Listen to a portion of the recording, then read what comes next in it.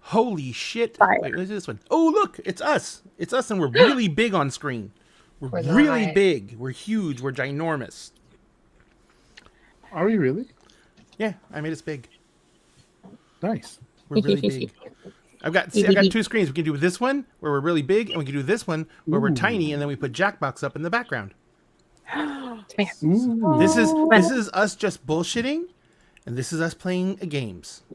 So bullshit, games, bullshit. The power of games. technology. Bullshit. But right now we're in bullshit mode. Ladies and gentlemen, welcome back to Dinner and a Game. Thank you so much for joining us. Tonight we are just hanging out. Once again, we have one player who's been out long term. They're going to be back at the beginning of the year.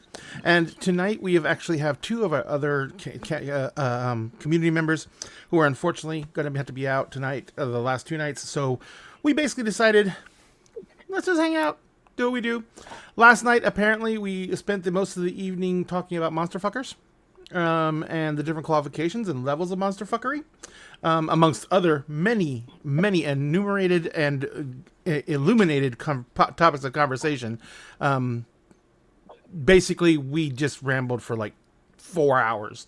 And the funny thing is, no one wanted to stop, so we ended up going way over time.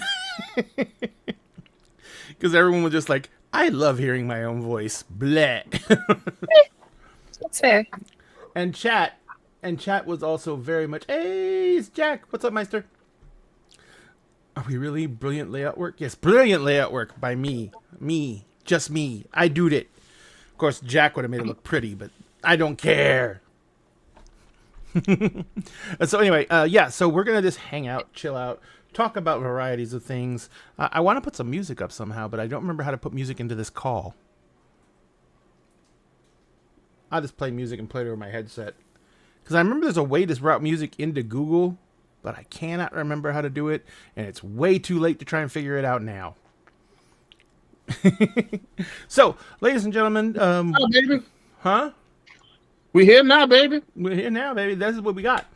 We all love, we all love hearing ourselves talk until you hear it played back and you realize that your voice is much higher pitched than you thought it was, and you kind of feel emasculated. But that's just me. Weird. My voice is a much deeper pitch than I was expected to be. Yeah, but then that makes you like the sexy lounge singer. Mine just sounds whiny. No, don't talk about yourself like that. I just feel like my voice sounds whiny, and I'm like, no one likes their voice. I haven't met any sweet. No, I bet Ryan loves his voice. Admiral loves to hear himself talk. He loves the sound of his voice. Okay, wait. Does he like the sound of his voice, or does he dislike the fact that he's talking? No, I will catch him watching his own YouTube videos on repeat. Admiral, we love you so much. She is totally throwing you over the bus, and she just put it over in reverse and backed over you again. So. Yep. But to be honest, we don't really have an agenda for the evening. We've got Jackbox on call if we want to play some Jackbox games. I don't know if all of you have copies of Among Us or not. Oh, I don't think my potato could run Among Us. Oh, okay, no Among Us then. You can actually play Among Us from your cell phone. I saw that recently. Yeah, that was a thing. It's an app now. Yeah. But yeah, so we definitely have Jackbox on the agenda, and it'd be easy to do, and so we can do that. But I was just gonna say hi to everybody real quick and give everyone a chance to say hi to the lovely people who have come in to join us as we, devolve into whatever this is going to be. So let's start first. We'll start with Cassie. Hi, Cassie. How are you doing? Oh, I'm pretty good. Pretty good. Did you have fun keeping people locked out of your store the other day? It was so fun this morning. Watching them try and open the door through the metal grates. It's so funny because it happens all the time. It doesn't matter if I have a sign on the door that says we're closed at whatever time, and it's before or after the times of operation. There's a gate. There's a full gate that comes down over all of our windows. And then on the other side of the gate is the doors, and people will come up to the doors and pull on them while they're locked and the gate's down. And sometimes I just want to leave the doors unlocked to see what they would do once they if get they to the could gate. get through the door and run into a gate. Run into they get the door open, and then they sit there. You know what they'll do? They'll grab the gate and they'll just rattle it at you. Or try to pick it up. Well, they'll try and pick it up, but once it doesn't pick it up, then they'll sit there and rattle the gate. And is there another set of doors beyond the gate? No. Oh, so then you have to listen to them sit there and rattle the gate at you and want to kick them in the mouth.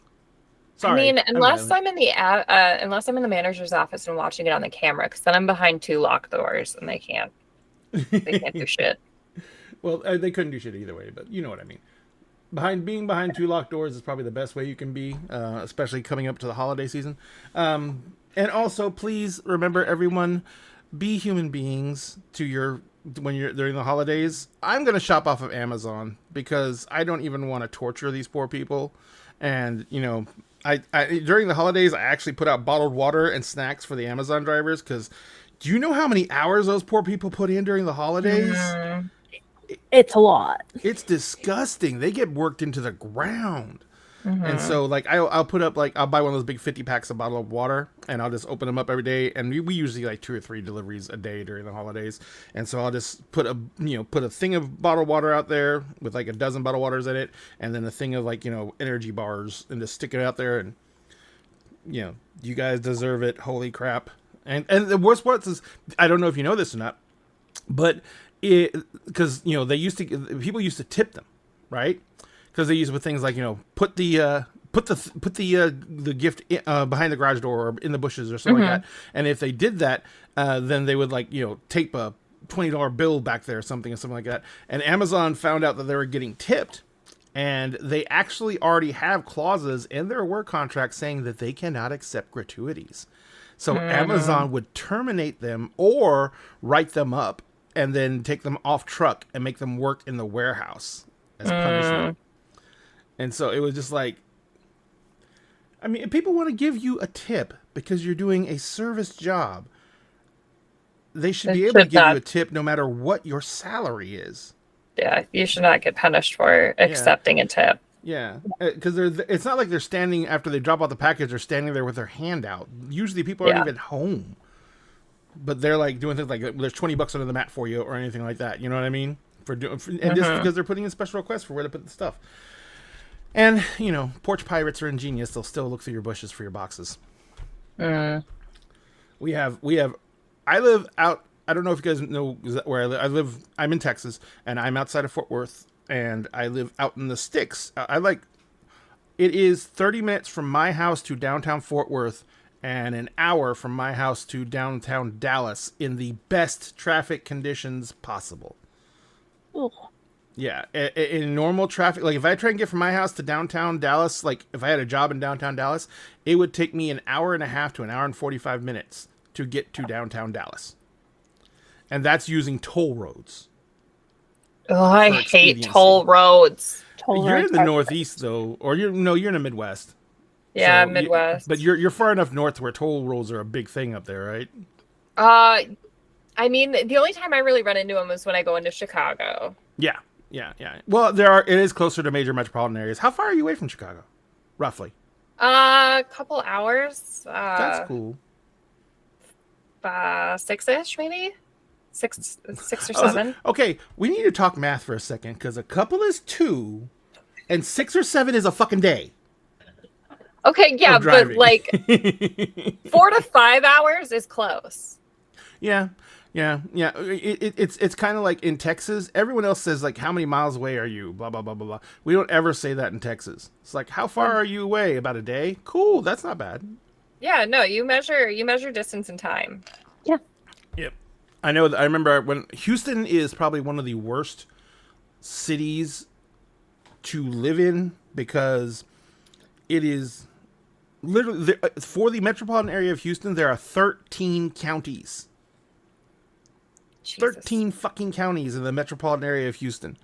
And so because of that, like if your friend says, "Hey, I want you to come see my band play. We're playing over on the west side of Houston," and you live on the north side of Houston, it's not a simple, do round. It is a fucking day trip. It's like 2 hours to get to the west side of Houston from the north side of Houston, 2 hours to get back. So that's 4 hours of your day. And then you're going to listen to his band play for one set and be there for a couple of hours after that. So you're looking at like 7 to 8 hours of your day is being sent just to go see your friend's band play. It's like, I might get a hotel. It's easier for me to hop the border to Wisconsin. Well, you're way up there. That's why. Yeah, I mean, like, it takes me hour and a half to get into Wisconsin. What's the big city in Wisconsin? Green Bay. Green Bay and Milwaukee are like on the other side of Wisconsin. Like if you're hopping the border, you're not hitting any of the bigger cities. So what's the use of hopping the border? Fireworks. Oh, you don't have legal fireworks where you're at? Like snakes and sparklers. But if you want to get good stuff, you have to go to Wisconsin. Also cheese. You hop the border for cheese. You just can't get it exported out? There is nothing better than Wisconsin cheese. If you've never had Wisconsin cheese curds, you have not had real cheese curds. Oh, hey, life-changing. Thank you for lurking, Meister. Life-changing. I don't. You know what are cheese curds like cottage cheese? No, cheese curds are just like little cheese nuggets. Oh, yeah. Okay. Because I always see what is it, poutine, which Poutine, is like the French fries with cheese curds and gravy. Yes. Fried cheese curds, yes. Yeah. Fried cheese curds are great too, but like just regular cold cheese curds, especially if you get good ones, they squeak when you chew them. Yep. They squeak when you chew them? Yeah. If they're really good cheese curds, they'll squeak when they're under your teeth. When you chew them. I don't know how I feel about any of this. You got to try it, and then you're like, oh, okay, nope, I get it. That's an interesting point of topic. Every kind of area in the United States has their delicacies. Texas, we have several. We have like Tex-Mex cuisine is a huge thing here. Literally, it's named after the state, so and the country of Mexico. But that is, I grew up. I was born in Laredo. I've only really lived in Texas my entire life. I mean, I've done stints like a year here, a year there when I was doing different jobs. But I've only really lived in Texas my entire life. So I grew up on Tex-Mex. My mom's Hispanic. That side of the family is all like, that's what I know how to cook too. And so that's my comfort food. If it comes with a tortilla, I am a fucking happy person. So, but that's Texas. And then of course, barbecue. But there's a lot of states that are known for barbecue because there's states, different states have different types of barbecue, literally. Very different barbecue. Oh boy, I don't want to know what's happening. No, I'm just saying I wish Sam was here because we were just one of our friends lives in Alabama and we were discussing food the other day on a call and I was like, and somehow barbecue came up and I was like, and don't even start with that white bullshit that Alabama calls barbecue sauce. And everybody started laughing because I thought I'd forgotten that I was like, no, I know where he's from. I know what I said. Wait a minute. Is that the mayonnaise? Are they the ones who do the mayonnaise-based sauce, or is this the horseradish-based sauce? I don't remember. I don't know offhand. I'm gonna have to the Google answer to that question, but I know it is a Chat, white do you know? sauce. Because there's two different white sauces. There's Carolina, which is no, white Carolina sauce. is a vinegar-based sauce. Yeah, vinegar-based, but it's vinegar and horseradish, so it's like it might have really horseradish spicy. I mean, I have no problem with that, but I like horseradish.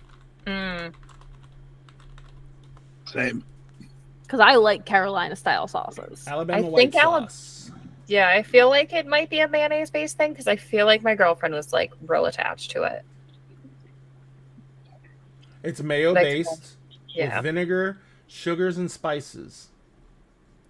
So it's a sweet mayo-based sauce. It's not barbecue sauce. Barbecue sauce. It's I'm mayonnaise. sorry. It's if you're from Alabama, you can come up to the Northeast and fight me.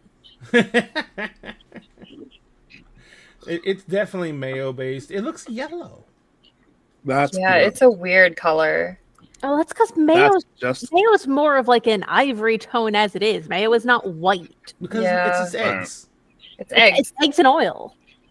So apparently it has its origins in Decatur, Alabama at Big Bob Gibson's Barbecue. Well, Big Bob was wrong about barbecue. I don't think Big Bob understands the concept of barbecue. A barbecue sauce should be some shade of red or brown. So Yes. here is a list of typical ingredients for white sauce. These are not necessarily in every single white sauce, but you have mayonnaise, apple Wrong. cider vinegar, Okay. brown mustard, brown sugar, horseradish, Okay. lemon juice, Worcestershire sauce, and some type of hot sauce. And then depending on your region is the regional spices that go into it. Okay, take the mayo out, and this is just fine. Well, take the mayo out, and it's just like a different version of hot sauce. Yeah. Yeah. Take the mayo out and add in like some tomato paste, and then cook, And it's barbecue and sauce. water, and it's barbecue sauce. Actually, barbecue sauce. Yeah, so this is just like, I don't know why they substituted the mayonnaise. Because they're bastards. That's why. Because they're white. They're wrong. Sorry. I'm sorry, Summer, if you're watching this. I love you to death, but you're wrong. I don't know you, but I'm gonna have to agree. Yeah. You're wrong. Summer, You need and to Summer, sit there in your wrongness and be wrong. Summer, if you're not watching this, you're a horrible friend. should be watching No, this. that's not fair because I haven't spoken to her in probably about a year because she hasn't come up to visit me because she's living in Georgia right now. Well, now she's in Georgia. Well, So she was born and raised in Alabama, moved up to to Minnesota for high school and college, then moved to Georgia with her parents to keep going to college, and then she was going to move back, but Minnesota won't accept her credits from Georgia. that's because they're from Georgia. Yeah, exactly. Although you'd think for vet school, like maybe, but no. Yeah, that's weird. Medical credits from Georgia make me think of an old Jeff Foxworthy routine where he's like, it's just the fact that our accent makes us sound like not the brightest folk in the world. I mean, you don't want to come up to your neurologist and have him say, what we're going to do is saw the top of your head off, root around in there with a stick and see if we can find that dad burn clot. Be a little concerning. So the guy's like, no Just thanks, a little bit. I'll just a die. little bit. However, my vet my walks up and doctor's- talks like that, I might be okay with that. If you're Yeah. what? My vet My talks doctor's like from that. Alabama, and he talks a bit like that. And sometimes I'm like, do I need to switch out my healthcare provider? Should I do that? Can I see your medical license again? Sure, I'll just I'll just run to the copy machine. He keeps it framed in his office, so it's like, right, you are a doctor. Okay, cool. Okay. So Right. this is a legitimate school. All right, cool. You filled out all your paperwork. In the legitimate right. school, and it's like a really great medical school. Yeah. Yeah. It's like Cambridge Medical School or some shit. It's like, it's just a fucking accent, you asshole. Like he wouldn't study I at mean, like it's fair. not Oxford. He would study at Tulane and like did his Okay. residency at Oxford Hospital. I was like, okay, those are reputable. Those Fair are enough. those got a reputation. Hell yeah. At least the school you went to was intelligent. I had no idea. I don't have any idea about you, sir. I mean, he got into the school. Yeah.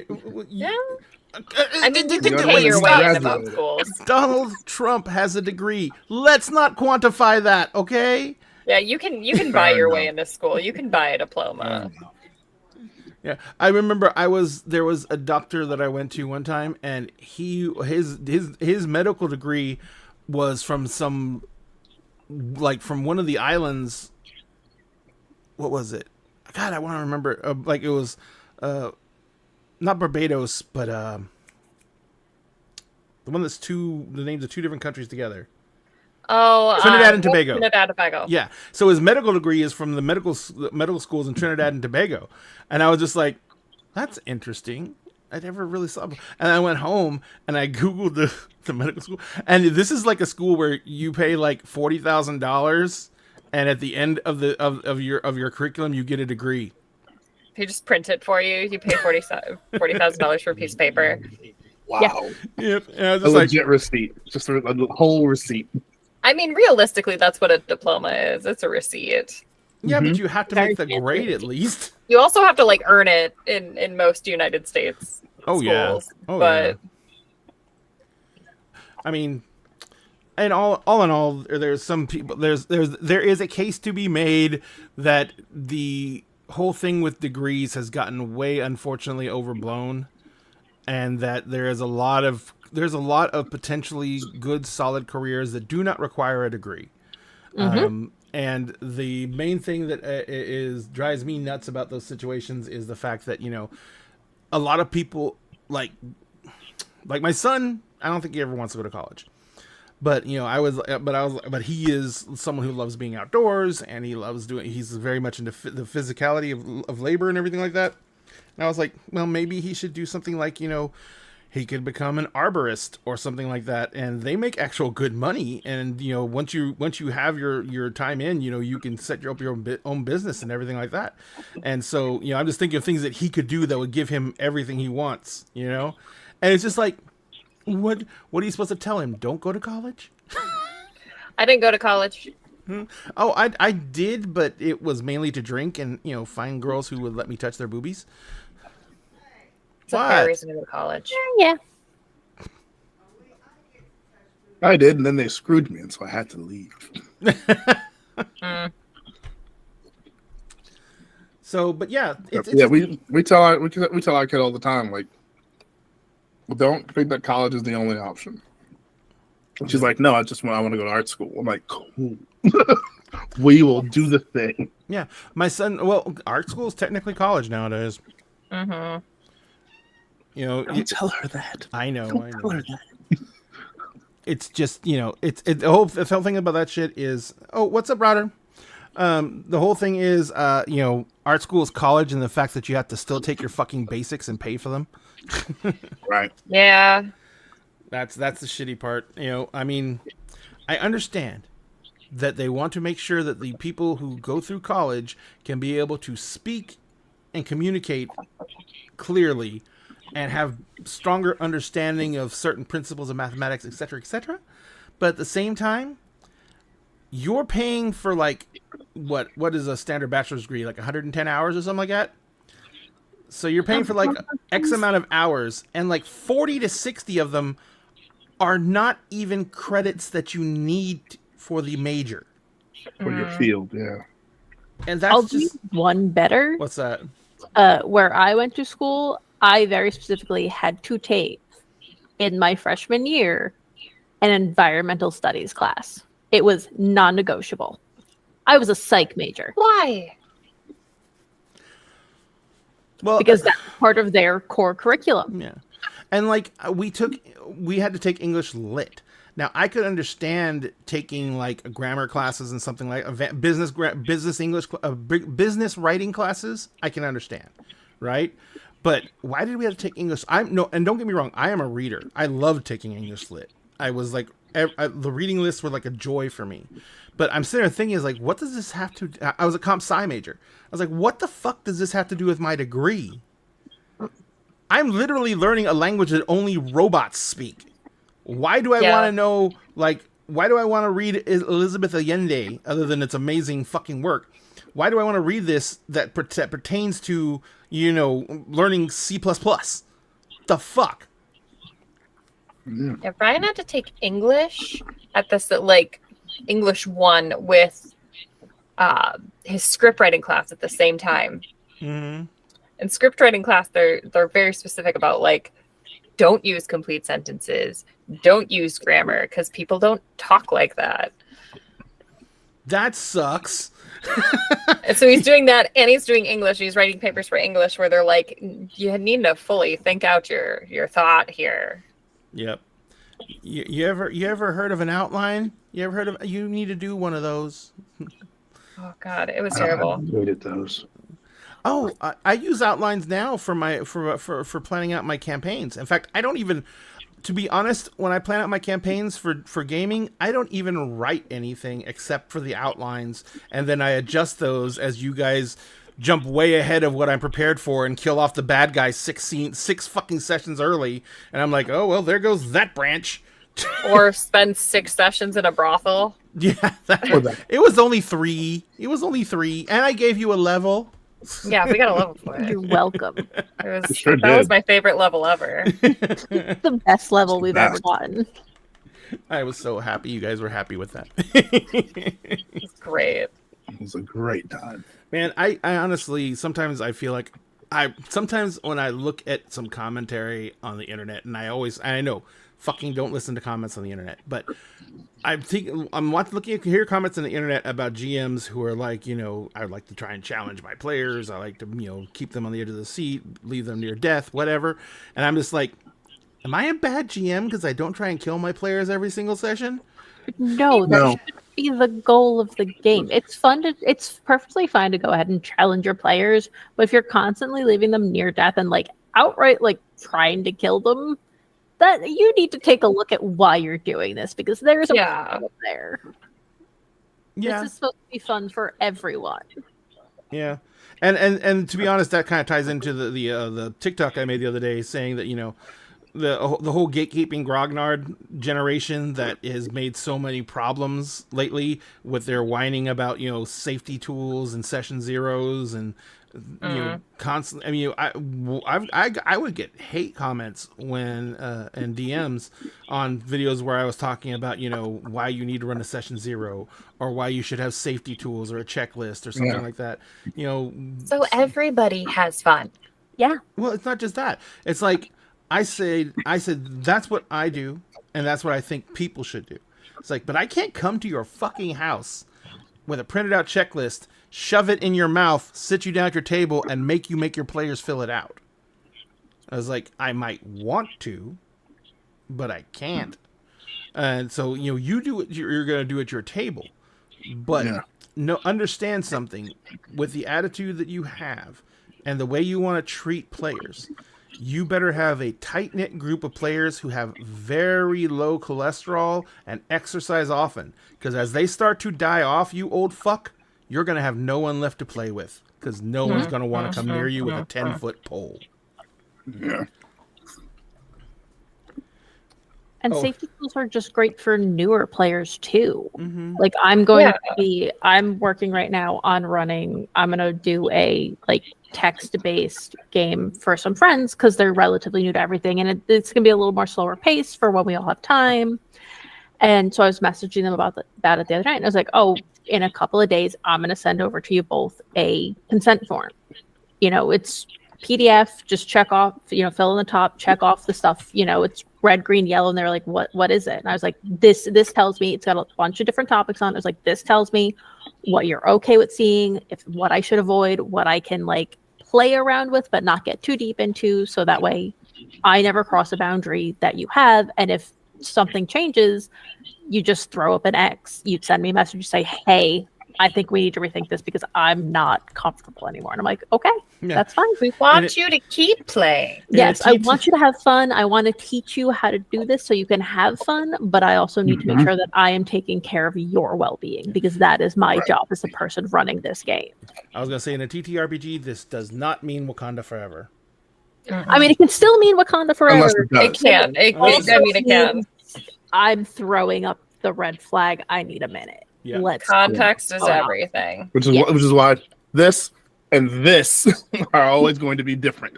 Oh yeah. So and the nice thing about online games is we have a chat room. And so if anything goes bad, someone just says something in our private chat, and we can it's easier for us to deflect, redirect than it is for people in an actual live action game. So someone could say something in there and I could suddenly change the scene, and all the players know that if I'm suddenly changing the scene, something happened. Yeah. You know what I mean? Right. So it doesn't distract, and it distracts instead of calling attention to the issue. Which is easier to easier to manage for everybody. And for a stream game, we're not gonna delve into why someone is having to X out at the table. And in a home game, if you feel comfortable talking with it about it immediately, that's your choice. You can do that. It should be acceptable to say, I need to stop the scene because blah, if you want to talk about it. But if you just want to stop the scene and then you don't feel like talking about it and you want to just move on, that's it. That should also be acceptable. Because you shouldn't have to validate your feelings. And you shouldn't have to relive trauma to try and validate something. Yeah. Like I personally, I'm like, if you need me to stop, just tell me, hey, stop. Afterwards, I will check in with you to try to get a sense of what caused that so that I can avoid it in the future. But I don't need you to tell me right in that moment. All you have to do is say, hey, I need this to stop right. I need to cut it right here. We need to go move something else, something different. Okay, that's fine. And then I will check in with you afterwards so that I know you've had time to kind of process everything as well. Yep. And make sure that you're okay to talk about it, because I don't want to pressure you into talking about something that you're not ready to discuss. And I also want to make sure that if there's anything that I could have done differently that could have stopped it, or if I did something that actually caused it, and that because there's always situations, because we have the checklist, we have everything like that, but sometimes there are things that are not covered. They're not covered, and you don't know until you're in that moment. Yep, and things that might surface up from your subconscious that you didn't even know were going to be traumatizing until you're in that situation, in that scene, and you need to stop it. So, you know, that's a whole thing about this entire drama with fucking these older players who are like, and it's the same thing all the time. It's usually older players. There are some newer players that do it, but usually the new players are lackeys of older players. They were like brought into it by older players and given that mentality. And they were groomed. Yeah. That's lovely. Grooming's bad. Grooming is bad. Look at my face. Grooming Unless is you're bad. grooming your pet. Unless you're grooming your pet, then it's good. Yeah. Then it's okay. Oh, I got a new Pet Clippers grooming is in fact the only acceptable kind of grooming, and Pet facial grooming. grooming. Exactly. Like Yeah. Personal grooming. your own body. Personal grooming is also good. You should not groom another person unless they have asked you to. Very, very, Me picking And bugs even out of then, someone else's specifically, fur You is should bad. stick to not very specific types of social grooming. grooming. With other Unless people. it's like your hairdresser. Yeah, if you are paying someone to do that, If you're Yes, which I do because it's just easier. if you're I paying run my someone to fingers groom, through my wife's hair at night to put her to sleep. that is good grooming. Yes, that is consensual grooming. Like I said, we always say that the way we sleep so cuddled up against each other and everything like that. I always say it's like we're like two monkeys who are scared of the dark and just clinging to each other as we go to sleep. Oh jeez. Aw. That's the way we Yeah. sleep. Nope. It's you just gotta touch butts. That's it. Touch butts. Yeah. We're linked by the butt. Yeah. Sometimes you don't want to like be all up in somebody because it's real warm under 17 blankets. Yeah. I'm a furnace. Like it was 58 degrees last night in the house because I forgot to turn the heater on. And I was laying like outside the cover, outside the blanket, and just like laying there. And I was just like, this is the best night's sleep I've ever had. And Jessica's like under a comforter, under a heated blanket with two cats laying on her. And she's like, I'm dying. I'm freezing to death. And I'm just like, there are some ways that we are completely incompatible. and the temperature comfort is one of them.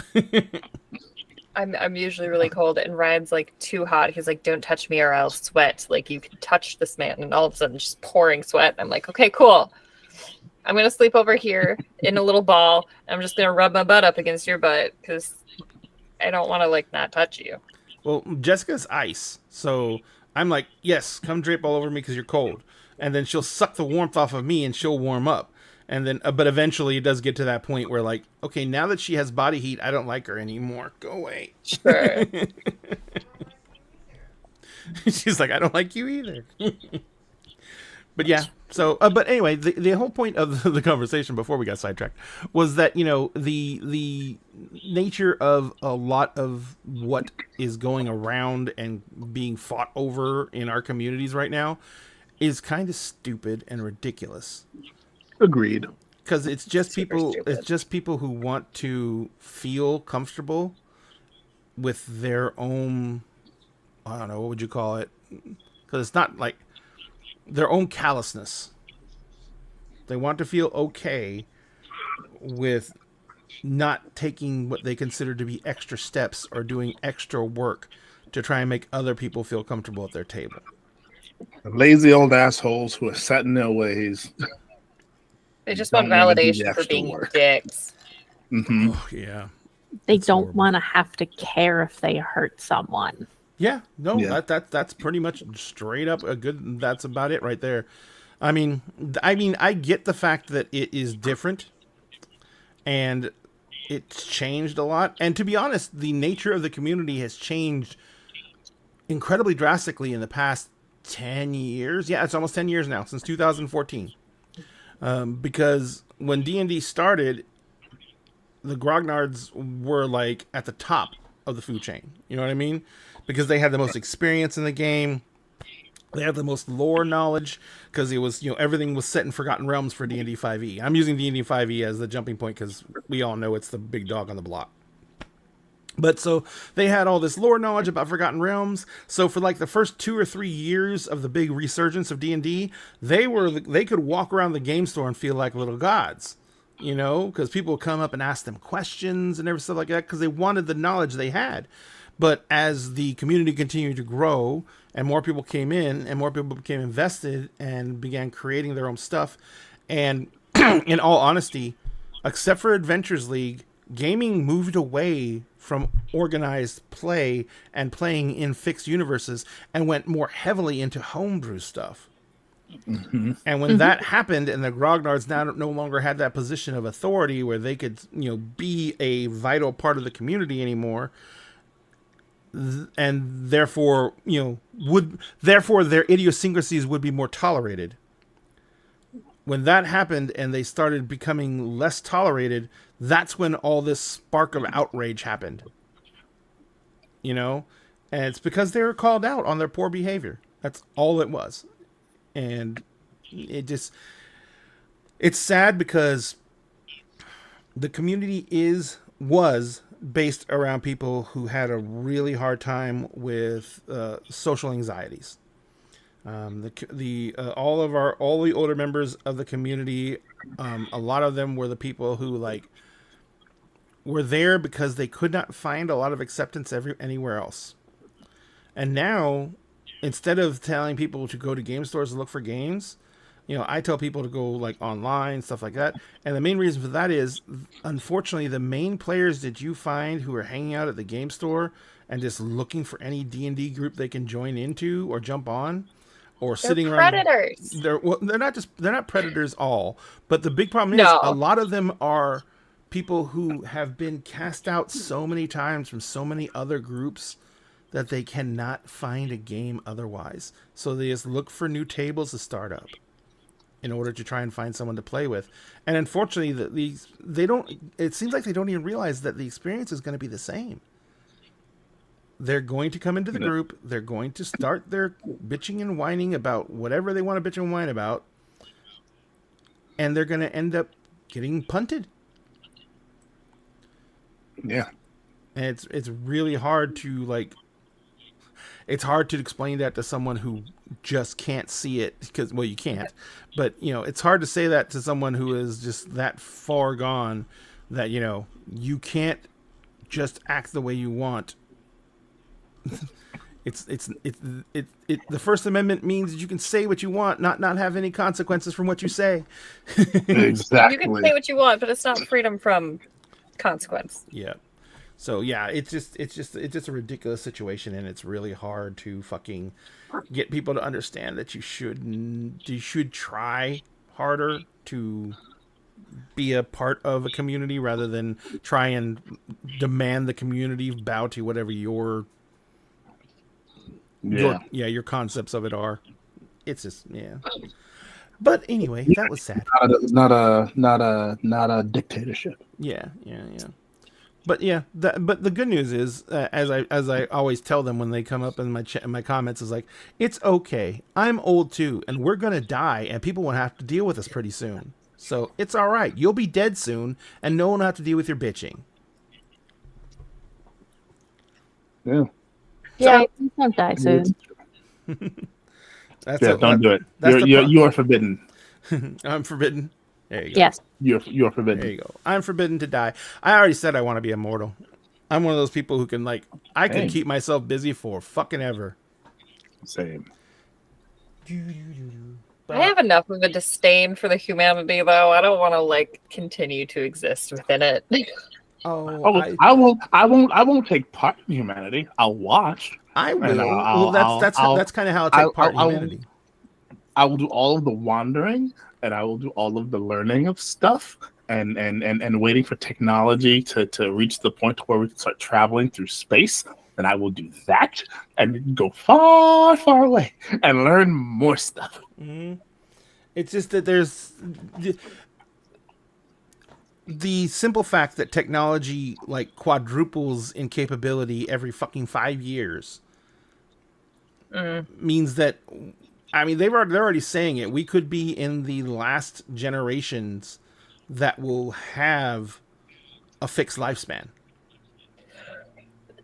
Like literally right now, the generation being born could be the last generation that has a fixed lifespan.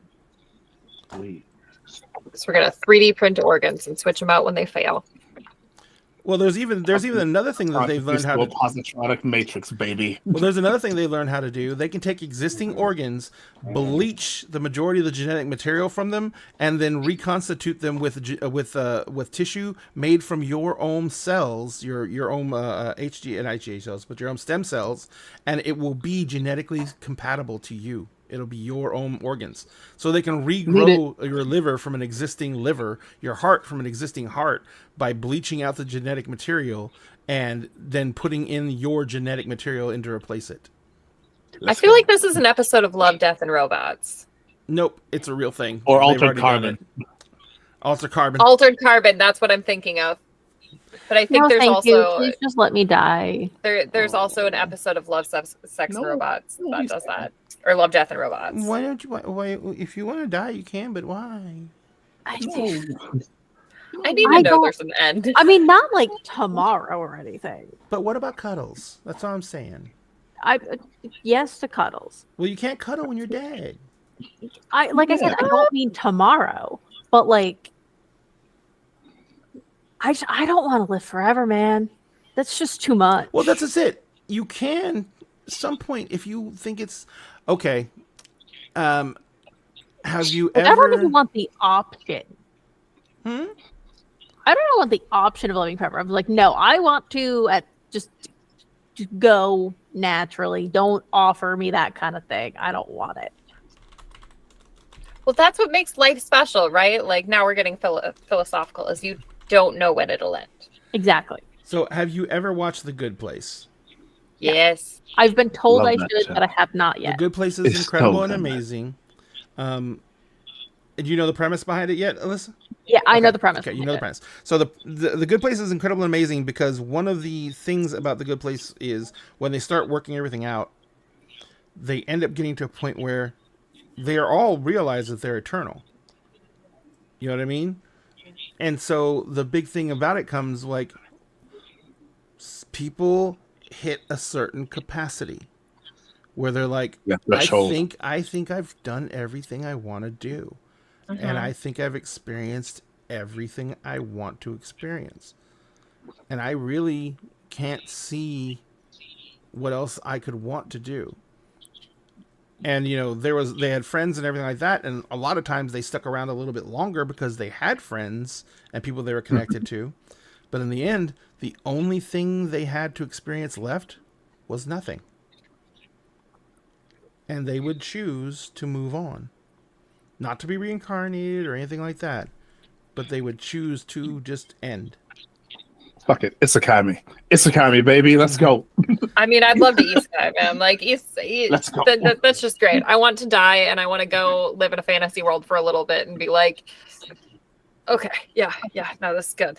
See, that I'm fine with, but that's different. But that's not death. That's transition.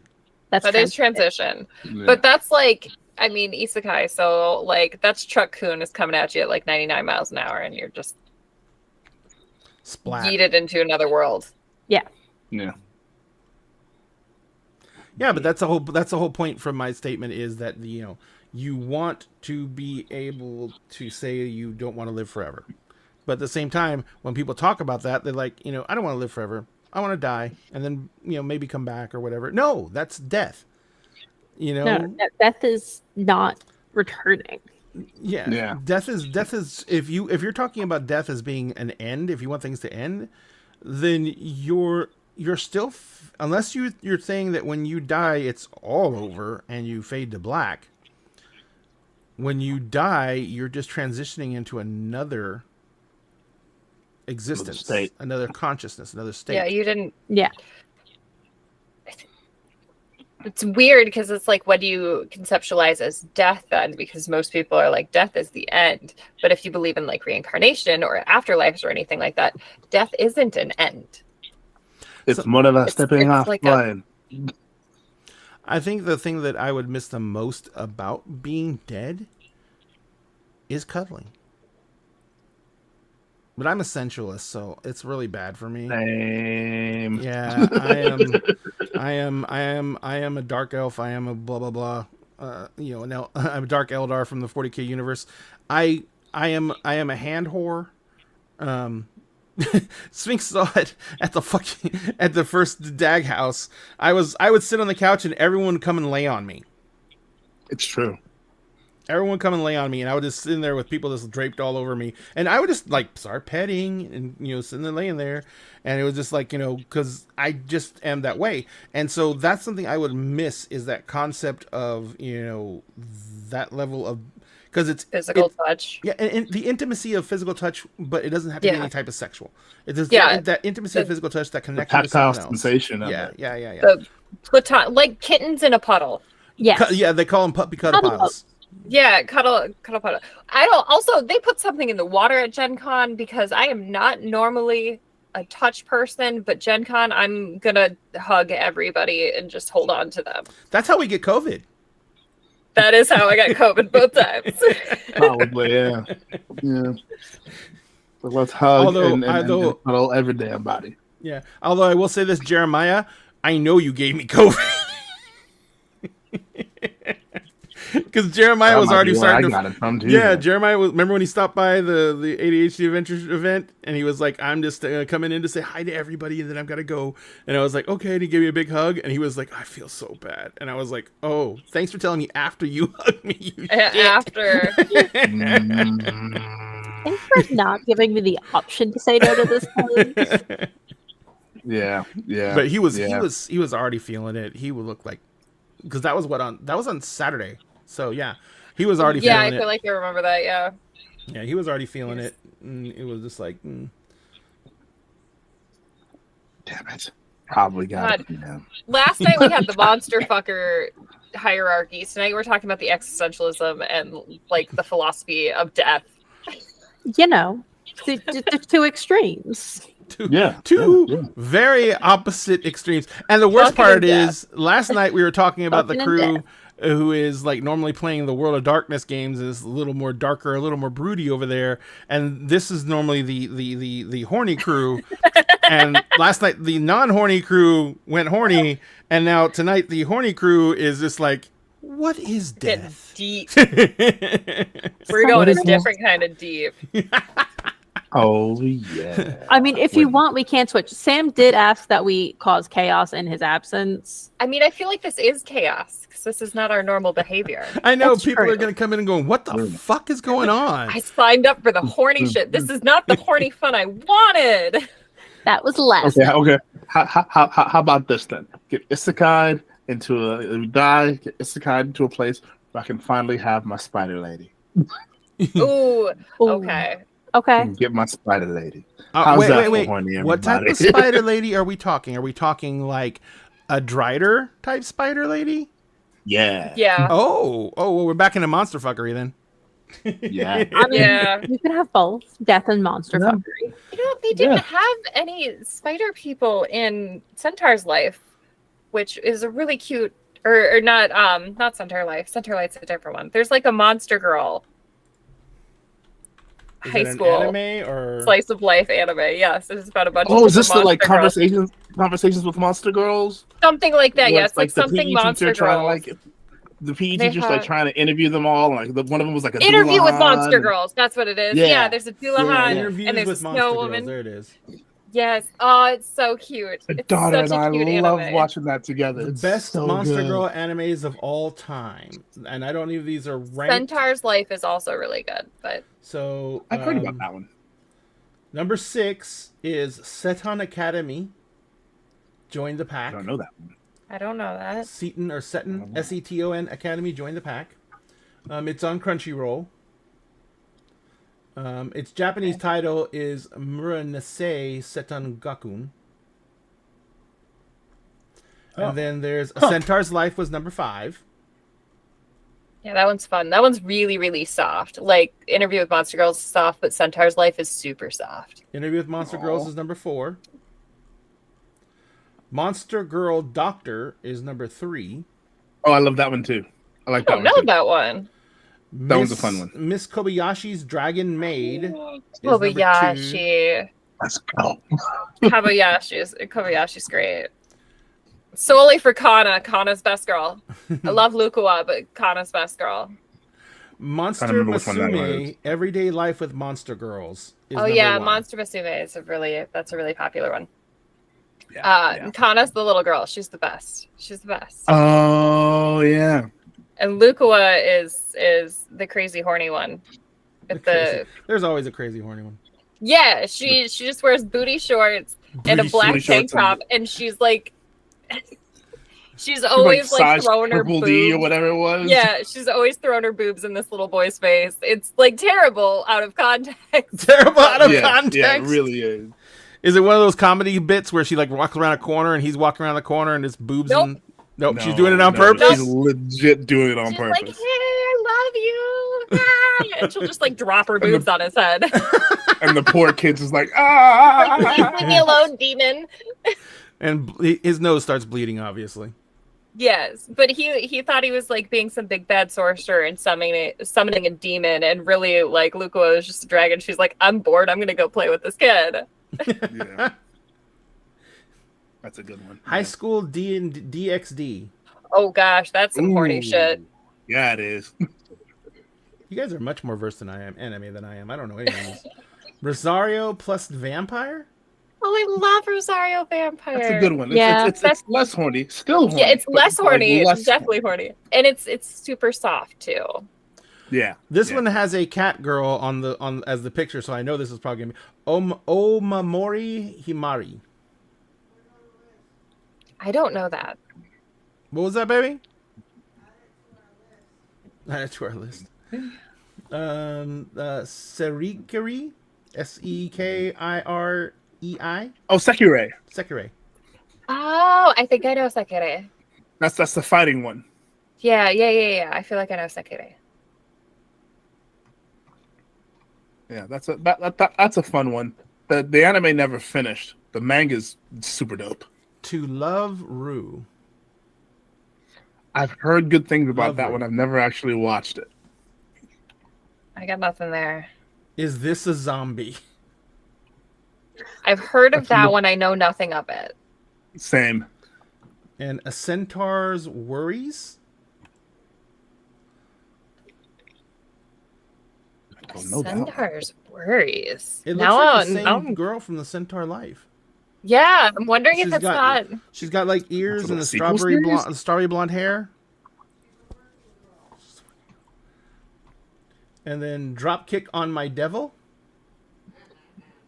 I've heard of that one. I've heard that one's pretty funny.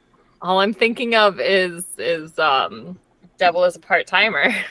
Oh, I love that one so much. I That love one- Devil is a part timer. That Kaiju show got me Girls. back into anime. Kaiju Girls Which looks one? like it's done all. Kaiju Girls. It looks like it's done all in like Kaiju. chibis.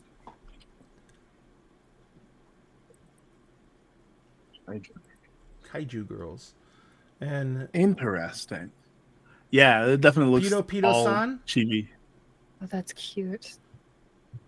Oh my gosh, I found one that's just chibis of the Godzilla monsters. There's a chibi boy with extra heads for Ghidorah. That's adorable. is that Kaiju Girls? I typed in Kaiju Girls. I'm pretty sure that's not what it is. I'm pretty sure somebody just like drew chibi versions of monsters, but that's fine. Well, we're googling down rabbit holes that are going to get us, on someone's watch list. We're right. I'm already on the watch list. Yes, Yeah. I'm already on a watch list. That list Yeah. was on Ranker that I found, by the way. Gotcha. All right. Yeah, so, no, I ended up on DeviantArt. That's not a good place to be. Well, Hmm, DeviantArt's I mean, fine. that's what I was looking for. it could DeviantArt's be. fine. It could be. Oh my you're right God. back. Okay. Sorry. Let's see what we got here. I don't know what. Let's jump back over and talk about Kingdoms of Mist a bit, because you two are like the later additions to Kingdoms of Mist. How did you guys feel jumping into the game initially?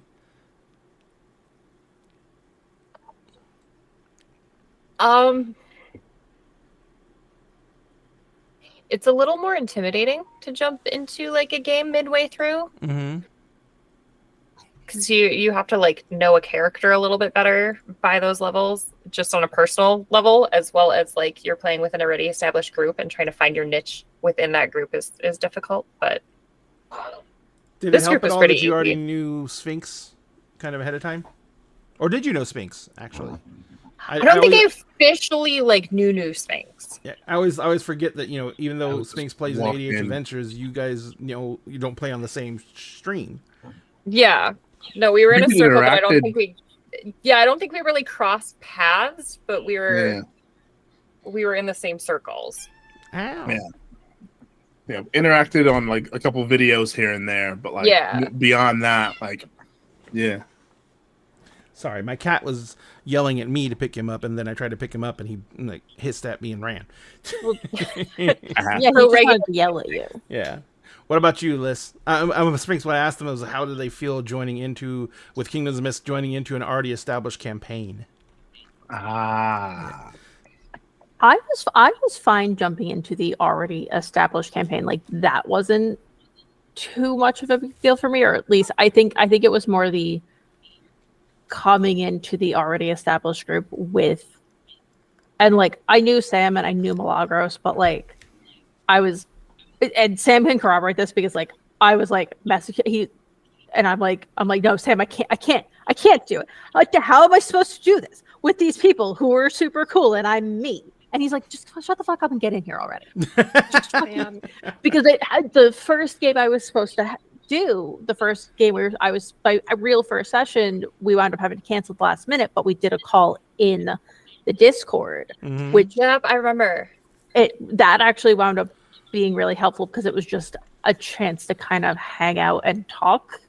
Yep. And so then when we actually had the game the next week, I was like, okay, this is I've hung out with these people, like I've talked to them, I'm good now. Like I feel I'm still way not as cool, Oh, but like I can do this now. Whatever. Shut the fuck up. Shut the fuck up. Shut the fuck up. Oh, I think I already told you guys that I did not miss the deadline for the Gen Con thing. On my feed. Yes, you did tell us. So if that happens, by the way, then we're changing everything we're doing for Gen Con, because we're not going to do the penthouse or anything like that, because we're going to be throwing all of our funds into getting everything ready to take to Gen Con. So we're probably just going to do hotel rooms instead. I mean, that's the big thing, is like, it's like, I was gonna say, we're going to jump with the some of kiddo you and put coming you with to me, I think work. that'd probably be. Uh-oh. He froze. Oh no. Thinks is doing the freezing. Don't. Come back. Baby, come back. She's singing to you. You have You to come can back blame now. it. They're both singing to you now. He came back. Oh, there it is. They serenaded you and you came back. It worked. It worked. Apparently, my internet decided to go banana pants Can you right guys- then and there. Can you guys hear Yeah. this cat yelling at me? No. No, I Yeah. also Oh, it's doing it again. Yeah, but we can hear you still. I just decided to start listening to Hozier, Oh, love however Hozier. you say it. Hozier. Yeah, The new album. like actually, like no, just like actually listen to it, because I've heard his songs and there's a lot that I'm like, oh yeah, I know this song too, because I saw something that was like, it's just romantically horny music. Yes. What's that? Yes. Hosier. Hozier. Hozier? Oh, Yeah. yeah. Oh, yeah. Oh yeah. The Like- new album especially. Have you Reading the lyrics, I'm like, yeah, this is really horny. Have you seen the video? It's Hosier, but he was playing at a small venue, and like a local church choir showed up and started singing his lines to him.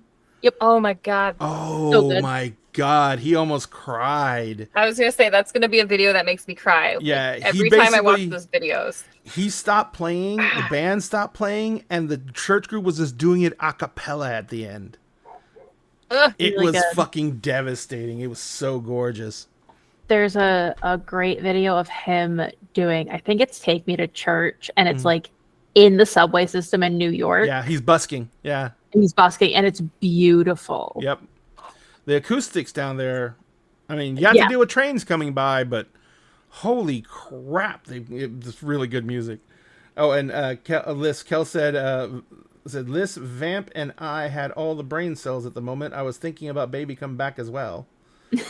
Lady Vamp.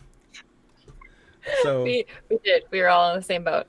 Yep. And Kel also said, High School DxD is probably the epitome of jiggle effects from those animes we were listing. Yes.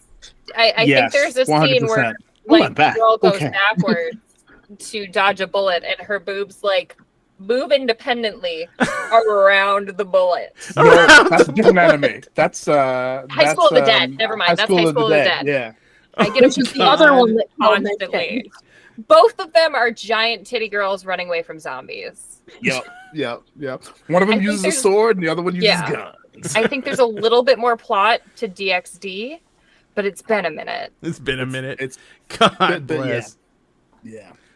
I mean, I think that's one of the best things about anime is that you can almost get a wide variety of stuff in anime in one single anime. You know, you don't have to go to different animes because you can go all the way across the board. But at the same time, you have a lot of people, you know, with all the different categories within anime itself. You know, like you said, isekai, and then there's a bunch of there's what's the harem one? It's just harem or reverse harem. Okay. Yeah. Harem and reverse harem. And so, and so it's just like, you know, there's so many different categories within anime that it's just like, you don't know, you can't even tell by the title what you're going to get until you start watching it. Mm-hmm. Yeah. And a lot of isekais stray into harem. Yeah. A lot. Yeah. A lot of them, yeah. Like, Demon Lord? Demon Lord? Is that the new one? I think the one where the guy isekais into like the giant skeleton like dude. Well, it's not a skeleton. No, he like. Or is wearing like skeleton it's like a WoW-based game kind of thing, and he gets sucked into it when it gets because there's like some power surge or whatever. So he gets pulled into his RPG character, which is a bad guy, and he's a demon. And like all of these girls are like, "No, you're my friend now." Yeah, I haven't watched that. Time I got reincarnated as a demon lord or something like that. Yeah. Why do you ladies always fall for the demon lords? When he's super awkward too, because he was like a shut-in as a like a person. Yeah, but they're like, you're acting weird. Kel is saying, "Oh yeah, look at Fairy Tail for that one. You got magic, swords, dragons, and guns." Yeah, Fairy Tail is kind of everything. Yeah. So, Bleach is one of those shows that I've never watched. Mainly because by the time I discovered Bleach, there was already like 300 fucking episodes. Sure. Bleach is a lot. Mm-hmm. Bleach is, it's a lot. It's fun, but it's a lot. I think there was under 100 when I started with Bleach. So, are they like 30-minute episodes or are they hours? They're 30-minute episodes. Yeah, they're 30. So it's not quite that bad, but it's still like 200 hours. It still falls into the category of like shows where it takes like 6 episodes to resolve a fucking fight. Oh, yeah, because you have to like you do a move and then you're gonna get the whole 3-episode backstory on how you learned that move and who you stole it from. Yeah. Well, at least it's not Dragon Ball where all they do is stand there and power up their moves for fucking 4 weeks, and then they do them, and then they strike, and then they miss. Yeah. Mhm, Striking mhm. and then Or miss, the and then opponent next just goes, episode holds up a countering. hand and counters the entire thing like it's nothing. Yeah. That's a very classic shonen trope. They do that in like Naruto, Bleach, One Piece, Fairy Tail does it. Yeah, Rurouni Kenshin. That's Mhm. why I just can't watch One Piece or Dragon Ball or any of those, is because that just frustrates me. Yeah, I kind of fell off shonens for the same reason. That's why I'm waiting for season 2 of the live action instead of going through the actual anime. Yeah, I Yep. think I'm going to do that too. But I'm really concerned because my little brother's obsessed with One Piece. Mhm. And I've walked in on Ryan watching One Piece. There's a tiny little deer guy that runs around. Sure. Ironically, his name is Chopper. But yeah, he's a little deer guy, and he talks and he runs around because he ate one of the fruits. I don't know which fruit. It's not important. It's one of the devil fruit. But yeah. yeah, Tony Chopper. He transforms from a little deer guy into like a big buff horny deer guy, and Horny? it's like, Do you just mean he has a lot of horns? What? Or is he just like horny? he looks like he belongs on an anime, on like a romance cover. Yeah. I don't like. He's still kind of like childish at mine. So Apparently- like, Reindeer's played by Fabio. Apparently, Kel is very well versed in One Piece because he knows who this guy is and he knows what fruit Yeah. he ate and everything. yeah, no, he's really cute when he's little, but then it's just weird. They were walking through Oh. clouds that killed them. I think in the episode that I walked in on, and I was like, I can't. So he was actually a reindeer Yes, he was a reindeer. that ate the Zoan type devil fruit called Humna Human fruit, and it turned him like, I guess, gave him human intelligence and made him humanistic, but apparently he's tiny unless he goes raw. It's weird. It's weird. Interesting. There's a lot of things I've walked in on, and I'm just like, how about no though? How about no though? But no. But no. So, Liz, what is your Yes. favorite anime? Oh, I haven't watched like anything in a really long time. So like I watched a lot in high school. Mm-hmm. So we are going back to the old days. That's okay. Ooh. I would Perfect, say let's go. it's probably going to be a toss up between Fruits Basket. Oh, I knew that was coming. I saw that one coming. I saw it coming. So pure and perfect. Kyo's the best. Have I showed you my Kyo cosplay? No. I'm sending it in the Discord. I always wanted to do a Kana cosplay. 'Cause I- my crazy board girl. Me and Kaga is adorable. I love Me and my cosplay partner did Kyo and Yuki. Oh. Nice. Now I gotta see if it has been a long time since I watched Fruits Basket. Say that. I need to watch the new one. The redo is so good. I have to watch the new one. I do want to good. because I have the 4-disc set of the original. No. And every once in a while, I'm like, I kind of want to watch it. And then the other one, obviously, and what I'm sure when I say it will be an absolutely shocking twist to anyone, is Inuyasha. Inuyasha was great. Rewatching it does not hold up. I will say that. I believe that. I own a lot of bootlegs. Mm-hmm. because Back in the day, it was the only way to get them. That was how you got it. Yeah, you So I like have feel very that shit. specifically, I have like, I think it's like part of like 5th, 6th season Mm-hmm. as a bootleg, which I do love those just because the subtitles are ridiculous. And entire names are just wrong. There's one character who's consistently called like Baconzun in the subtitles. Baconzun. Baconzun. Wow. That was subtitles for you. So I have one series, and then I have the 4th movie as a bootleg. But I also have regular copies of all 4 movies. Gotcha. And I've tried watching them, and I'm like, I can't do this. I can't. Sphinx, what's your favorite? Oh boy. Okay. So something. Oh, okay. So something to know about me is while yes, all of the cool, fun, actiony isekai things are great and good and awesome. I am a sucker for slice of life romance. Okay. That is where I live. And there's a show called Horimiya. It is my favorite. It's basically this very kind of loner, kind of goth punk kid who doesn't really talk to anyone. Uh, Encounters pretty much the smartest, most popular girl in their school, and they both find out that they are more alike than they thought they were when they have an encounter and they start hanging out. And they start dating by like the fifth episode, and the rest of the series is literally them like dating encounter and like people kind of reacting to like the fact that they're dating and kind of there are a couple like side stories for some of the side characters. Otherwise, was like him interacting with her family and just like very very cute like relationshipy things. And I'm like, yes, this is what I want. This is delightful.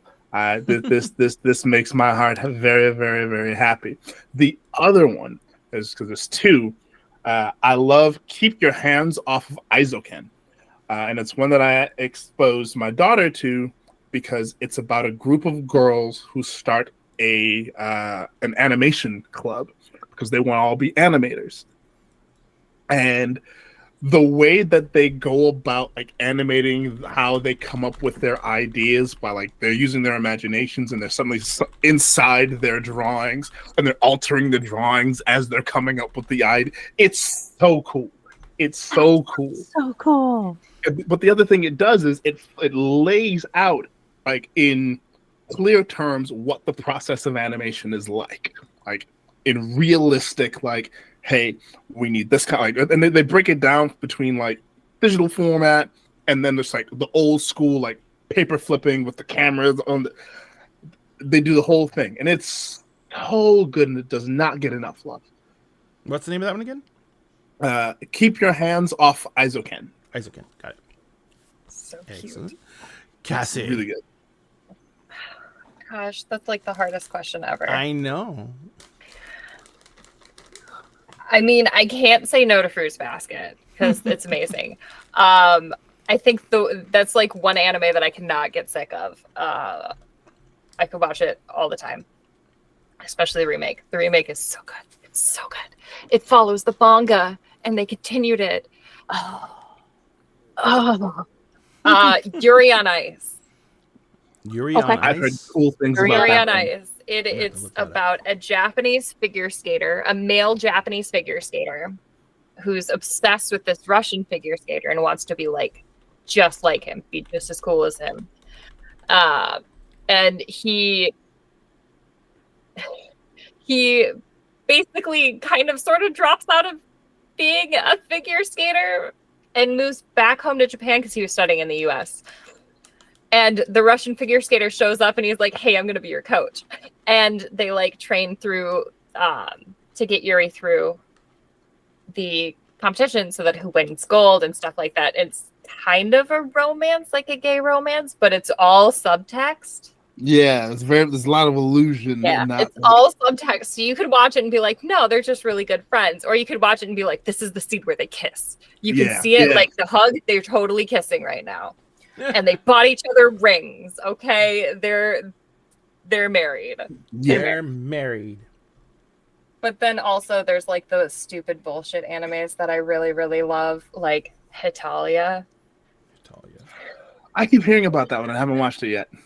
It's on Funimation, but yeah, it's all the countries are personified as a person. And it's them interacting, and you can kind of go through and you learn history about these based on how these countries interact with each other. Hitalia Axis Powers. Yes, Axis Powers is, I think, it's Italy, Germany, and Japan, and going and like their adventures through the war. That's dope. That would So definitely be a different way to look at it, considering. It's so stupid. It's so stupid. There's a movie where the world gets taken over by like these aliens that turn everybody white. And like as white, no figure, not like obviously, but they like make everybody like these little cutouts, and it's hilarious and it's so cute. And I love it. That's funny. And Mushishi. Mushishi is a really good, like, super chill. It's a supernatural kind of anime. This guy is a Mushi master, and he can see and interact with Mushi, which are like spirits. He describes them as somewhere in between spirits and elements and people, kind of like mushrooms are somewhere in between plants and animals. Oh, it's on Hulu. Yes, Mushishi is great. But yeah, he travels through and he like separates these Mushi from people because he gets hired to like kill them, but he just like kind of separates them and lets them go off and do their happy thing. Huh. And it's super sweet. Travis Willingham is the English voice actor for the main character Ginkgo, and it is so soothing to fall asleep listening to that man in that show. Did you watch the London episode yet? No, I need to. I keep seeing clips from it. I haven't even kept up with this year. I bailed out about halfway through second season, just because. Oh, it's on Kurt World. Huh? And Kurl. Yeah. So I had bailed out about halfway through Mighty Nine because I just ran out of time. You know. Yeah. Doing all the dinner and a game stuff and the regular job and everything like that, I just didn't have time anymore. You know, yeah. It's 4 hours a week. I keep trying to start Bell's Hells, and I keep getting distracted by other things. I'm halfway through Bell's Hells now. So I've gotten all the way up to the Apogee Solstice. Mm-hmm. That's the episode I'm on, and I only watch it at lunch, like on my lunch breaks at work. Gotcha. Do you watch any of them, Liz? I watched the entirety of the first season. Like I was catching up. I think I was catching up until they were close to the end, I think. Mm-hmm. And then I was able to start watching live. And I've started Mighty Nine and I've started Bell's Hells, and I just like, I don't know why I just couldn't stay with it, but like I keep up on all the news because I know people who watch it religiously. So like I always know what's going on. But it's just like, and I still love like hearing about them and like catching clips when I can, but I'm just like, I don't know if it's just because now I have my own game, so I like devote my energy to that more. Mm-hmm. I suppose like that was like right as I was really starting to get into D&D, and I was like, I have to watch everything and know everything and just be involved in everything. And I watched the first finale like live, and I was just crying like. Oh gosh, Did anyone watch Matt Colville's breakdown of Sam's breakdown? Yep. Oh my god. It's on YouTube. Matt Colville. It is gut-wrenching because he's doing commentary while it's going through, and he like knows Matthew Mercer and everybody like that, you know, they've worked together before, and he's like, he breaks the entire thing down, and he tells you what was happening like in the background and in everyone's head, and he explains to you why it was so important. Yep. Because I remember the whole time I'm sitting there, I'm like, Sam, you have this. Why aren't you using it? Why aren't you using it? And then it gets to that point, and I'm like, oh. Do we all know what happened? I don't think I know this. Okay, so in the final battle against Vecna. No. They were pulling out all the stops.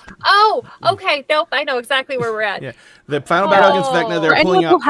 For anyone watching who maybe has not watched, spoilers ahead. Yeah, Spoilers. massive spoilers like, for possibly one of the most dramatic scenes in Critical Role that technically took place off table. It was between the people at the table, not the characters. Yep. Yeah. So basically, they were having the big final battle against Vecna. The team was throwing out all the stops. They had multiple guest stars come in who had played with them throughout the entire first campaign, came in and reprised their characters for short periods of time, went back out. It was just like this. It was a 4-episode arc. Yeah. It was a few episodes, Yeah. and the finale was like Was more a than 5 a hours. few hours. It was 5 hours. Yeah. Yeah. Yeah, it's But crazy. so during the final fight, they were like, they were fighting Vecna atop this huge tower, which was actually a living creature, and they were fighting Vecna up there, and they were throwing everything to stops, and finally got to a point where Vecna was looking at possible defeat and understood that, and had utilized, I think it was a device because it wasn't a spell. No, And it was a spell. It was a spell. He was Oh gonna, no, like- it was a spell. He was teleporting away. Yeah. Vecna Yeah, I think was it was like a going planar to shift or something escape. like that. Now, the entire game, everyone's been throwing out all the stops. People have used their 9th level spells. Everything's been just blowing out the gate. So Sam sits there and he looks at everyone else and he says, because they're all they're trying to figure out what to do. They're all talking about it at the table, and Sam says, "How important is this?" And they're all like, we have to stop him. We have to. Mm-hmm. And it's not just that; it's the fact that the first person to say it is Liam. Liam's like, Liam. it's that important. And for the backstory on this, Liam O'Brien's character, Vex, had Vax. Vex is his sister. I always get them backwards. But Vax had died, and they had failed to resurrect him, and the Raven Queen allowed him to come back as a revenant. Because he made a deal to save Vex's life. Yes. Mm-hmm. He made a deal to save Vex's life, and that's when he started multi-classing into Paladin, and then later down the road, he died, and like, they couldn't bring him back or whatever, but the Raven Queen was like, no, this is important, I need you there. So, yeah, he was a Revenant for the last, 50 episodes or something like that. Yep. I don't even think it was that many. I don't think it was that many. I want to say it was less, maybe. Because there was only 110 episodes. Yeah. Yeah. But anyway. Or I think he was a Revenant longer than we know, though. No, because we saw him die. Yeah. We did see him die, yes, but I think he was already kind of oh, you think balls he was deep in it. Okay. I think he was just understood. I think he understood what was going to happen to him. Yeah, because there was an earlier conversation I think he had with the Raven Queen where it was like, okay, no, I understand that I am going to see this to the end no matter what. There is no death in this for me. Yep. I think it was when he got the shroud. The shroud. The shroud. What was it called? The mantle. Not mantle. Mantle of the Raven Queen. The armor. Oh, the armor. Yeah, Death Walker. Death Walker's Ward. Oh, okay. It was when he got that is when I think he made his deal, which was ironically about the same time that Vex died. He got it when Vex died. When he exalted it, when it became its final form, is when he knew, and he had the conversation with the Raven Queen that he wasn't dying until Vecna was done. Yep. So basically, he knew that when the fight was over, his character was going to die. Yes. There was no die. Yeah. And it wasn't even just die. He was going to be taken by the Raven Queen. The Queen herself. To be your champion, to be a servant of hers. So he would not be able to be resurrected because she would have stopped it. Yeah. Because he owed her.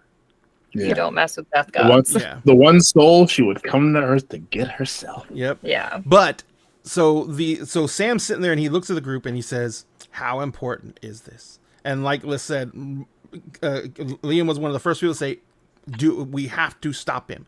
We absolutely have to stop him." And Sam looks at Matt. Knew. Sam looks at Matt and says, "I cast Counterspell." And Matt on autopilot starts just doing the math. He's like, "Okay, what level?" Because he's casting Teleport at. And Sam just looks at him and goes, 9th. And he marks the spell slot off his sheet. Mm-hmm. And Sam looks at Matt for a second, and Matt has this look on his face, like I think he's actually sitting there thinking, "Why do you have a 9th level spell slot left?" Yeah, how do you still have that? Yeah. And then Matt's eyes go huge because he realizes what he's saving that 9th level spell slot for, and then Sam was crying. Yeah, and then Matt's shoulders just go down. Yep. because he knows what's coming. He knows what He knew what it was because I think they discussed it before. They They had might discussed have. They might have. And then in the whole excitement of the fight, Matt had temporarily forgotten, and then he remembered at that point. And then he was like, "Oh my god, he's not going to be able to do it." Then. And then I think Sam turns to Sam Liam and is and like, says, I'm sorry. And Liam starts crying. No, too. Liam didn't start crying then. Liam it's said, okay, "Are you it's okay?" okay. Yes. And Actually, Liam said, Sam "Are you okay?" explains. You know, you. No, Liam's like no, like this, like Liam's confused, and Sam was like, "No, I was saving that to use for Wish." Yep. Yeah. And then everybody kind of realizes what Sam had been planning with And that. then I remember because everyone's starting to celebrate because Vecna got stopped, and they know they can finish him now. And then Liam Sam's starts getting really crying. upset too because Sam's crying. He's got his head down. He's just sobbing. Yeah. So devastated. Yeah, and And it was- and the first one to realize that something's going on, Laura, other than Matt, Laura's sitting right beside Liam, and they're all getting giddy, and Laura's even doing some funny voice. I remember this, and she's doing it and she turns to see Liam's face, and you can just see her. She just leans and leans. She says, "What's wrong?" And then Liam leans back and he just whispers in her ear, and she looks over at Sam, and Laura's face just breaks. Laura's face fell. And it's just like this whole devastating thing. And Sam finally pulls himself together and manages to lift his head and look around, and his eyes are fucking red. He was wrecked. Sam wrecked. Sam does the sweet little boy who just lost his puppy look like no one's fucking business. Seriously. And it was just like my God. watching that entire thing as Matt McCallville narrates it, though, is 10 times as bad as watching it live. Because Matt Colville starts crying. Every time. That makes me cry. And in the Dalen's Closet one shot where he finally gets to use the wish, that makes me cry. That makes me cry. Yep. You want to watch it? Fine. So good. I'm gonna jump away real quick. I'll be right back. Okay. Actually, let's take a 10-minute break, and then we'll watch it when we come back. Because it is. Wait, we're taking a 10? We're taking a 10. Okay. So then I was like, I don't know if we're taking a break. No, we'll take a break, and then we'll watch it when we get back. So we'll be back. If you want to see this scene, guys, it's amazing. Stick around. I'm going to go ahead and put us on break. We'll be break for 10 minutes, and then we'll be back. Bye.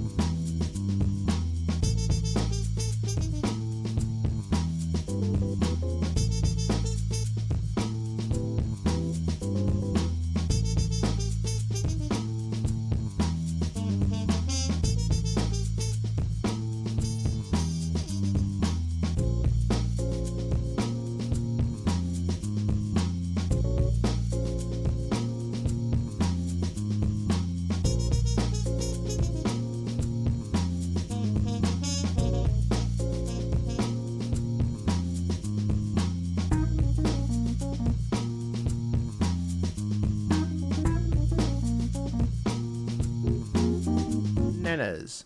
Hello, ladies and gentlemen. Thank you for letting us go a little bit live. I couldn't find the one from Matt Colville. Apparently, it's been privated. So I found one from someone named Jay Martin who is reacting to it.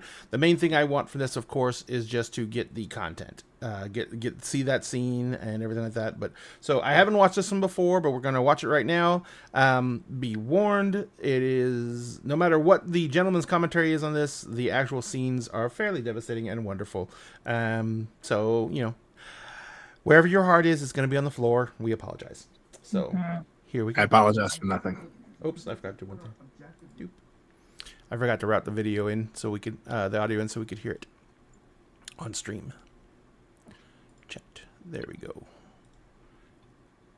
The meaningless numbers and random words on a page and turn them into something we genuinely care about. Now, I could say the same about books. I could say that they take these random letters on a page and turn it into a fascinating narrative that we can all care about. Or I could say the same about movies or paintings, pretty much any kind of art. But when it comes to tabletop games, I find it so much more fascinating and so much more realistically charging emotionally.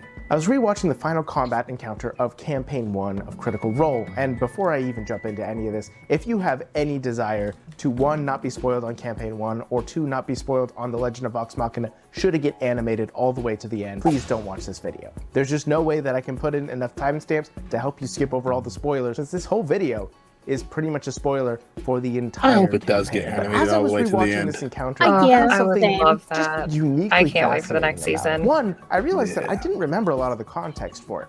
Yes, I've watched all the way through the campaign several times, but I just wanted to skip towards this final encounter because I wanted to talk about a specific moment. But as I was looking at it, I realized I don't remember any of the context for the battle. There were characters who showed up that I don't really remember. That mini what was happened. so And there amazing, was too. different things that were So mentioned good. and referenced that I Matt was just so didn't brave to recall. put it on that But what I tower. did recall was the emotions. The emotions that I felt looking through this entire story.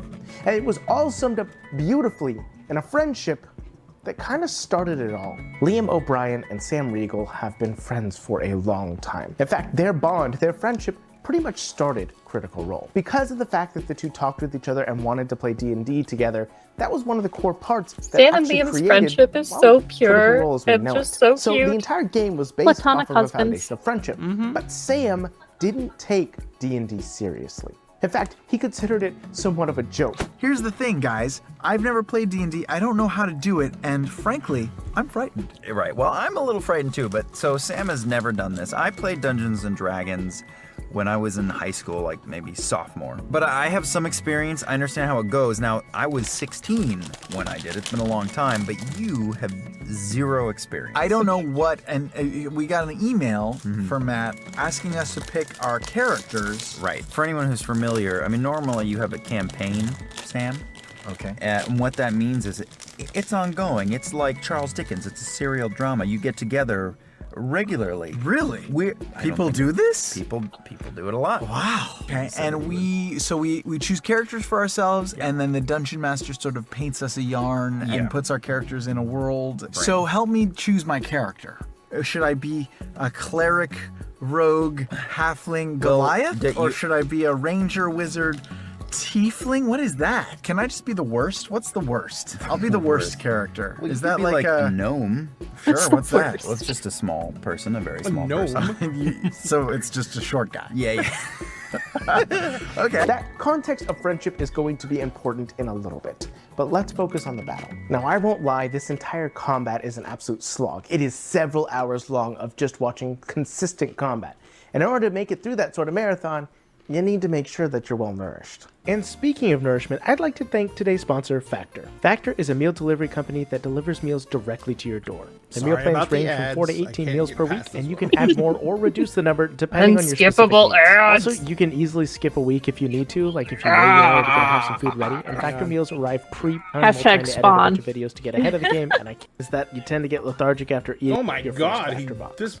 Jesus Now, Christ! back to the Okay, video. I got it. And the more emotional parts. Vox Machina has spent a long time preparing for a battle versus Vecna, the Ascended. Now trying to ascend to I the feel like god I've seen this of guy death, before. I think I've watched some and of his it is videos. a brutal battle. Matt does a fantastic job of coming down and making sure that this battle Yeah, he is does look well familiar. maintained and Little bit. dangerous. In fact, Vecna cast Jay Meteor Martin. Swarm, one of the most highly damaging spells in the game, 3 times over the course of the entire battle. It is incredibly brutal. And that being said, looking across the entire battle, I found myself frustrated in quite a few situations. I found myself talking to the screen, calling out rules errors, the fact that they constantly mess up rules and constantly let things happen. But it kind of occurred to me, it doesn't really matter. See, all those rules are just rules. They're just there to facilitate the story that's being told, right? And the more that I was looking into it, the more that I realized, despite the fact that I was so frustrated with all these rules, you know what I remembered from the first time I watched it? None of that. I didn't remember the rules. I didn't remember the Appreciate different this guy turns they talking took. so I didn't much, remember but the you amount of show the damage same. that was dealt. What I remembered was the emotions that I felt from it. And I think there are a lot of us that can really relate with that sort of feeling. And Yes, we God, understand was this the an emotions. emotional We'd like battle. to see the Yes, emotions. it was a That's why slog. we're It is watching this, several sir. hours of just constant combat over and over and over, waiting long amounts of times for Didn't he anybody already to be say able all to take this? their turn again. But there's one specific story, one feel like specific he's through line repeating through the himself a entire little. combat encounter Yeah. that makes it just infinitely special. Yeah, for Adding sure. his time. Sam really was. I love the MVP of Marisha's this fight. constant It is fidgeting. incredible the amount of things and he then her does with face, Sam. she always- He is able she to just does this- counterspell so many times. He's able to protect so many people. He's able to keep everybody up. She does I mean, kinda have, it like, a is dumbfounded look absolutely sometimes, just like, incredible what what? he manages to do. And it took a lot of prep. Using spells like Simulacrum and Unseen Servant, he's able to create a contingency system that ends up causing him quite an advantage at the beginning of the battle, even if it does get wiped off pretty early on. He continues to counterspell over and over and over. He prevents Keyleth from being feeble-minded. He prevents so many dangerous spells from happening. Pike and Grog to make charisma saving throws, please. Oh, but I counterspelled it at 8th level. Joe at the table. Ah. We're so good. That's why I got closer, motherfucker. Trying so And he hard is to keep trying it his in. hardest, you'd think. See, I it's remember that funny because scene. if you That was watch good. Sam over That's the why I course of got the entire closer, battle, he is motherfucker. constantly flipping through his notes, desperately searching to make sure what he can do. It seems like this man is fighting for his life, but it's not necessarily true. Sam has an ulterior motive. Let's swap focus to Liam now. Liam is playing Vax. And if you've watched Legend of Vox Machina, or just generally the campaign, Yep, you know there he that is. Vax is marked He's for losing death. it. It was something that happened very early on in the campaign, in fact. Here at Noble Knight Games, we've been Noble carefully Knight growing Games. the world's Okay, I'm letting this largest ad run 'cause I selection love of Noble board Knight games, games. role-playing Okay, games, skip and it. dice. Let it run long enough. Wants to make the third and final attempt at aid. I will I do. inspire. Oh, shit. I do. I'll let you do it. I pull my sister in close and I say, "Take me instead, you raven bitch." Raven bitch. Oh, So good. Go ahead and make persuasion. oh, it ripped my And heart Liam is out. playing this knowing that Vax is marked for death. Vax has always been brash and bold, going into danger, but this battle in particular, I mean, he goes in. Constantly does he put himself in danger's way, literally flying up and grabbing onto Vecna's face, causing him to be a massive target. Am I within 120 feet of his face, Vecna's face? 120 feet? Yes, you are. I'm gonna latch onto Vecna's face. You're gonna fly straight I'm on gonna his fly face. straight at his face. Okay. He knows he's going to die, and he's desperate to do so, a martyr to save his friends. He is determined to do this. But Sam is determined to not let him. This is where things get insane. See, over the course of the battle, Sam counterspells multiple times, saving the day constantly. And then we start to get forward into the battle and we start to see everybody get desperate. All of the 9th level spells have been used up. Everybody's used everything they have, and they're attempting to put these trammels that are going to allow them to trap Vecna again into Vecna. And they're trying it with everything they have, and it's just not working out. Keyleth, in the shape of a Planetar, flies up and attempts to stab it directly into Vecna, and because of bad dice rolls, the trammel shatters, meaning that they have less and less time to do this. At this point, everybody is beginning to get desperate. Everybody's doing everything they can. They are trying to deal as much damage to Vecna as possible to prevent him from healing so they can continue to shove what trammels they have left in. They are desperately performing this juggling act of giving the trammels to who needs to go and lifting them up, and at this point, Vecna has gotten wise to Scanlan and polymorphs him into a fox. And then, because Scanlan can no longer counterspell, banishes Grog and Scanlan. At this point, it is looking dire. It is looking rough. They've attempted constantly to do all this, and while they do manage to get Grog and Scanlan back, it may be a little bit too late. Skip forward into the encounter and we see that Vecna realizes his time is up. This is not going to be a battle he can win today, and so he begins to use the Hand of Vecna, the legendary item, to teleport away. This is a huge moment because this is literally Matt looking across the entire table and saying, stop him now or this story is not going to end, and it's not going to end well. If Vecna leaves, it's essentially a victory for him because he'll be able to regain power and come back and do this again. And this time they won't have the trambles. This is their one chance, their one shot to be able to take him down. And if not, this story is going to end very, very differently. And you look at everybody constantly trying to figure out what to do, and it's incredibly interesting because if you notice, as Matt says he begins to teleport, look at Sam. What does Sam do? He says, no, I can't do it. I can't counterspell this. He is tapped out absolutely. Everybody's used everything they've done. Nobody could stop it. You could see everybody beginning to say, okay, I'll take my actions to attack. I'll try and stop this. I'll use a Mage Slayer reaction, but focus in on Sam. And we see that he's getting distraught, frustrated, and finally he looks up at Matt and says, it's up to you. You're braver than I thought. Him here? 16. Yeah, he's running Thanks for the away. raid. Shouldn't run away. Shouldn't teleport away. Cynthia being try to get away when they're done. Okay. 26. We're all gonna cry together here. I'll counterspell. Okay. Shit. Never mind. What level? 9. Oh. That was pretty clutch. I'll counterspell it. At this point, everybody has assumed he's totally tapped out of the ability to do this, so everybody's absolutely elated, but there's still going to be a roll, right? He still has to roll to see if he can do this. No.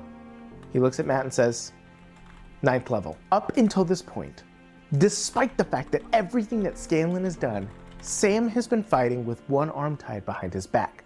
He has not used his 9th level spell. That is insane on so many levels. That's absolutely incredible. But in this moment of him preventing the entire campaign from falling into ruin, at this moment of him managing to save everything, Sam is distraught.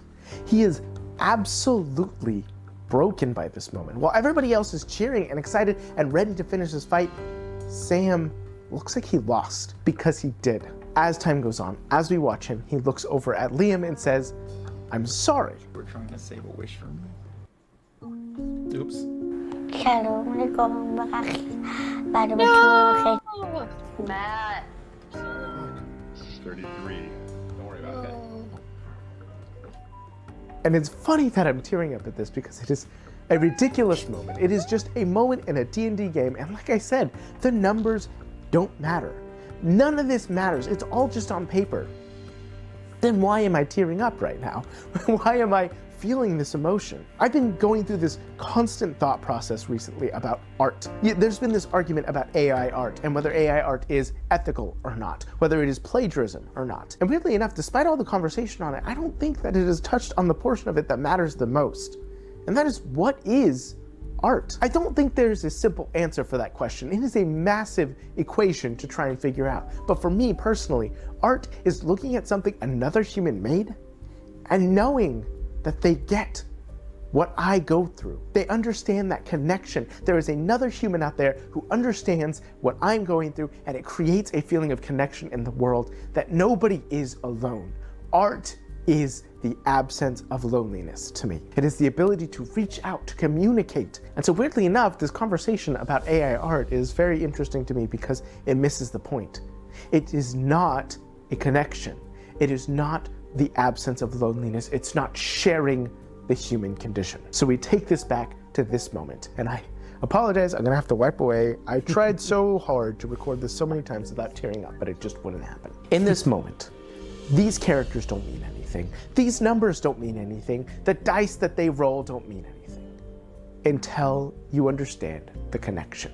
Like I stated at the beginning of this video, Sam and Liam's friendship has been there since the beginning, and all the way to the end, we see that this game, this meaningless hunk of numbers and math, means something now because they are not alone. They are there together because Sam looked at everything that was going on and desperately wanted to do something nice for his friend. Now, please understand, I have no illusion of a parasocial relationship with these two. I've never met them. I'm sure they're nice. I don't know them. This is not an important moment to me. The reason that I get teary, the reason that I feel something with this is because I see two people caring for each other. And that is something that I can empathize with and relate with, and that leads to this is art because it communicated those emotions, that condition with me. I really need to... It's a rough recording to get through. They managed to communicate that in a way that was something that was important to everybody watching. I know there's so many people who genuinely felt this moment. And no, it is not because we believe we truly know these people. It is not a parasocial moment of that, of believing I have a relationship with them. It's because I saw two people truly care about each other over the course of a D&D game. And I knew that I could do the same, that everybody could do the same, that sort of friendship is very, very, very valuable. And unfortunately, it gets even worse when it comes to tear jerking. We get to see the two have a conversation with each other to try and communicate. We see that Sam apologizes to Liam. So I'm sorry, I tried to save this wish for you. And we see Liam comforting Sam. This stupid game where none of it matters. They truly, truly care for each other, and it creates art. It creates this beautiful moment of human condition and connection. And I think that that is why tabletop games in general are so important to me, because they are another storytelling medium that can create art, but it requires the most fundamental of all life, connection between others, the absence of loneliness. This moment taught me so much, and I knew that I was going to have a hard time recording this going into this. But I didn't think I realized how hard it was going to be, because it helps me reflect on all the important moments in my life, all the times where tabletop games have meant something to me, where I was able to connect with somebody because of them. I've managed to gain so many friends over the course of this channel, and the reason my entire channel is based around helping people roleplay the archetypes they want to is for this moment, the hope that they get to have that moment of connection, to help them fully realize their character, to go through that process in the hopes that they can connect with other people.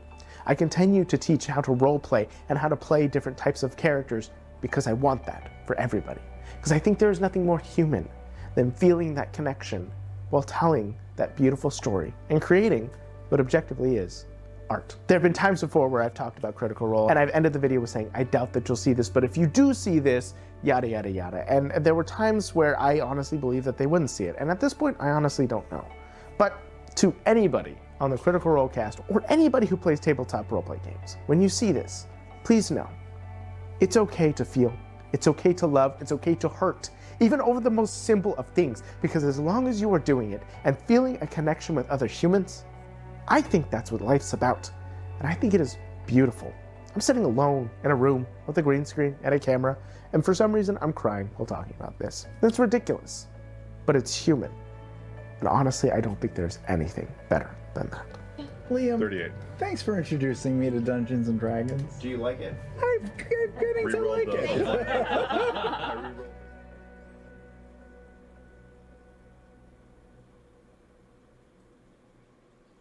Okay, so So that was that. That was that. Braver, thank you so much for the raid. We were talking about the campaign, the season finale, and we were talking about that particular moment. And so I just wanted to be able to show it again. I couldn't find my favorite version of it, which is the one Matthew Colville did, because that one's fucking devastating.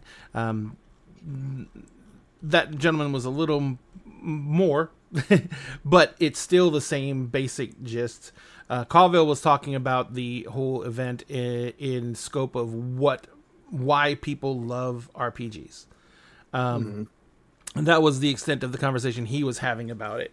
And he was saying that people love RPGs because it allows that connection. It allows people to feel that intimacy with each other, even with people they don't know super well.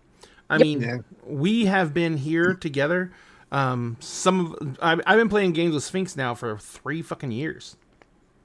Jeez, yeah. And we've met each other personally twice, both at Gen Con. But I fucking love Sphinx and I love hanging out with him.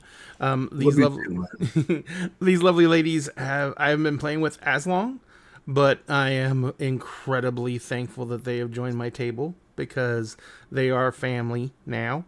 And Yes, it is going. You will meet us one day, Braver. We will make that happen somehow. But this is the sheer capacity that RPGs have for establishing that connection with other people. Yep. Is fucking incredible. There's nothing really else like it as a game. Now, as a hobby or recreation, acting is just as strong. But through acting, you're playing a character that's been created. Yeah. Through a TTRPG, you are playing a character you created. Yeah. And that creates such a deeper intimacy with that character. It's also one of the reasons that the topic we began the night discussing, the whole concept of the grognards and the gatekeepers hating session zeros and safety tools. The reason that it makes me so upset is because the reason we have them is for situations like we just watched that do not turn out as well as that may cause triggers to people and bring up memories that aren't as good. And that's why we have the concepts of safety tools. The concepts that I always hear from the grognards are, you just have to deal with it. Asshole, we are dealing with it. We're putting in safety tools. That is how we're dealing. Yeah. It's like that's the biggest retort I always hear. You just have to deal with it. Yeah, we are. So what the fuck are you bitching about? No, they don't like the methodology of how we deal with it. Yeah. And even sometimes when you have safety tools, it's gonna come up unexpectedly. Actually, that always reminds me of the game I've been in the longest. I play a warlock, and fairly early on in the campaign, our DM had kind of misscaled a fight, and we were in this fight specifically because of something that my patron had asked of me that the group was helping me with. And we thought we had killed the guy really easy. We were like, oh, this is so great. And then no, he actually turns into this big giant demon with like this 30-foot radius of like heat around him that causes us damage as well. And so like we're doing the fight, and like obviously, like I'm the warlock, I can stay back and just like bop, bop, bop my Eldritch Blast. But like it's this heat damage it's knocking out our rogue, it's knocking out our fighter. And so it's like the rogue and the fighter have both just kind of gone down. It's the monk's turn and then my turn. And I'm like, can I take a free action really quick?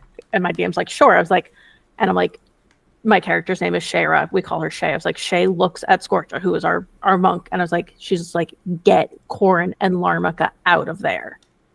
Because I know exactly, there's only one thing I can do that's going to at least save the rest of the party. It's probably going to screw me over, but it's going to save everyone else. Because at the time, my warlock had the Staff of Power. Oh. Yep. Oh. And I calculated it precisely. I had just enough space for this. So the monk gets them out of there, and I walk down this flight of steps into the heat radius first off, but I've taken like no damage, so I'm okay.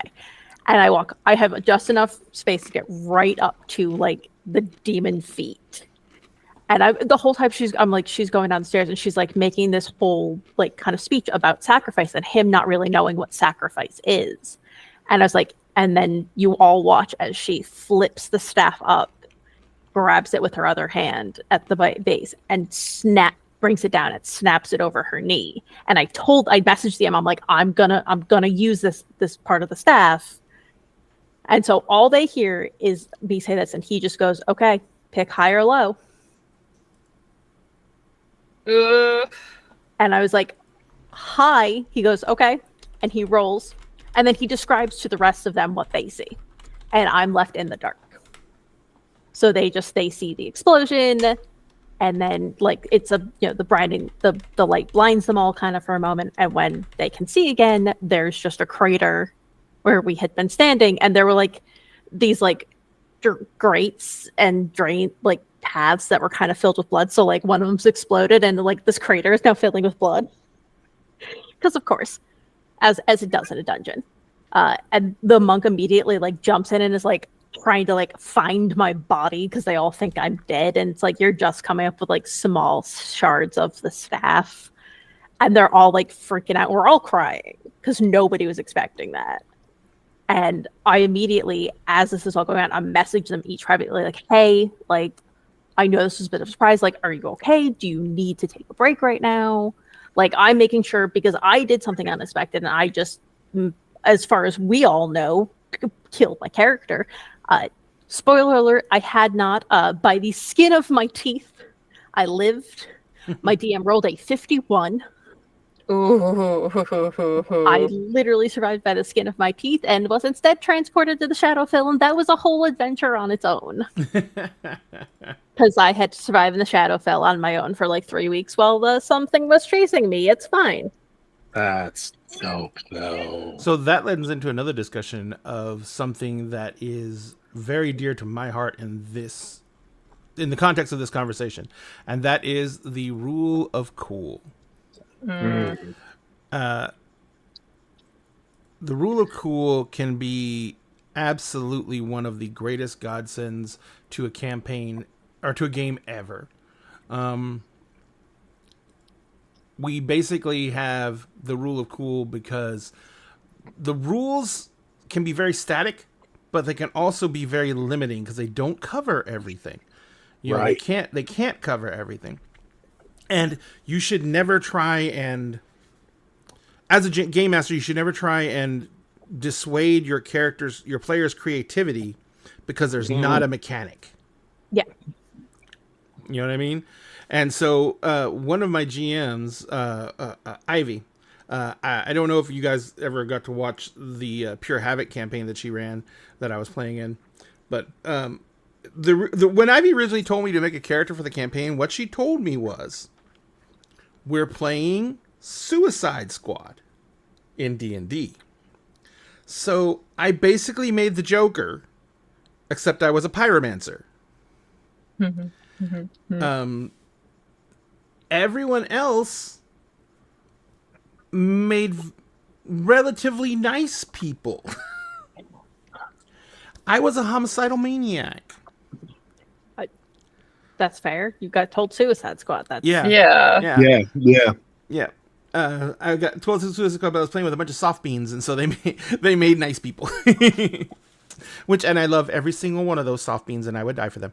But the point is, I was like playing my character, and I was like, he makes me feel dirty. It's nasty, and I was like, well, then let's keep it really nice, tropey, and simple. Let's do a redemption arc. And this guy is a guy who had, burned his parents alive, kind of on accident, but burned his parents alive, and that trauma had set him off on the path of his life, and he was actually an arsonist. And he worked for different mob families, burning things down. He was crazy.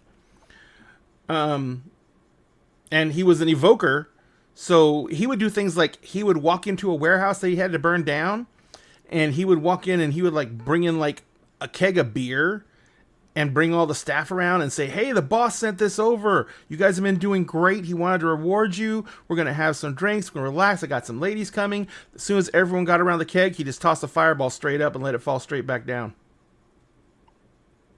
I love it. Yeah. It's terrible, but I love Because, it. it was mob things, so they wanted the most body count they could get. They were sending a message 90% of the Sending time. messages. Yeah. So, and so then he just walk out of the fire. Yeah. So he was a horrible person. The ending arc was Haley Pena was playing a Drake Warden Ranger, and she was one of the characters who was almost as equally crazy as he was. And she never judged him for his idiosyncrasies, and she always was like, "Well, we can have." He would always suggest burning anything down, anytime they were like, it was every fucking thing was he was a hammer and everything was a nail, and the nail was fire, or the hammer was fire. So Haley would like. After a while, everyone just was telling him, hey, whatever. And so Haley's character, after a while, would be like, we can just have Xavier burn it down. And I was like, see? But anyway, so at the end, Haley's character in one of the end boss fights fucking dies, bites it. And part of Xavier's trauma is that he killed his parents almost by accident. Because he had learned cantrips and firebolt and everything like that. And his mom was a junkie, and his dad was both her pimp and her enabler. And his mom had gotten super high. His dad had been beating him because he was supposed to be out trying to steal them money for their fixes. And his dad was beating him, and he ended up getting really pissed off at his father. He tried to use a cantrip he had just learned, firebolt. He shot his dad. His dad, kind of like did the whole, caught on fire, fell against the door frame thing. And, his dad was drunk, spilled out liquor all over himself, lit up like a candle tree, and fell down onto the bed with his mother, who was whacked out of her brain and unconscious. And it's shitty bedding, straw tick mattresses. It just went up like a fucking Roman candle. And he ran, but that was like the initial trauma. So he always had that guilt of his, as being a little kid. He was like 10 when that happened. He has that trauma of, he only had good memories of his mother. His dad was a dick. Only had good memories of his mother because before she totally gave in, she would do things like because they didn't have any money, so she'd take him to, like, down to the bridge and throw like breadcrumbs to the ducks and stuff like that. And that was like the best thing they could do for entertainment. And so he had a flashback of his mom dying and saw Haley dying, and he had somehow, for some reason, he had a staff of healing. It was a random magic item that he got, and he had a staff of healing. So he ran over to her, and when he ran over to her, he knew she was dead. And I sent Ivy a message, and I was like, you know how the Staff of Power has Retributive Strike? And she's like, yes. I was like, if I choose to break the Staff of Healing and spend all the charges plus all my remaining hit points, can I cast Revivify without a diamond? Ooh. And she said, what does that mean for your character? And I was like, he dies. And she's like, all right, if you want to do it. And I was like, it's the only way I can save Xavier. And he did it, and he broke the, because basically he was trying to get her to wake up. He was shaking her, telling her to wake up, and she wouldn't wake up. And then he just like starts freaking out. He's going, not again, not again, not again. And he grabs his staff, and it looks like he's going to trying to cast the spells on it. And he just like looks down at her, and he just takes it, and he just breaks it over his knee. And there's no explosion, there's no nothing, because it's a healing item. It's not a an destructive item. And all this all the magical energy just rushes in and revivifies her, and then he just drops to the floor. And no one knows what's happened at this point. So the rest of the fight happens. They manage to win the fight. They go to try and see what's up with Xavier, and they've discovered he's dead. And of course, we had no cleric. Who has clerics? Clerics? No one uses clerics. And so an evoker wizard was the healer. What do you want?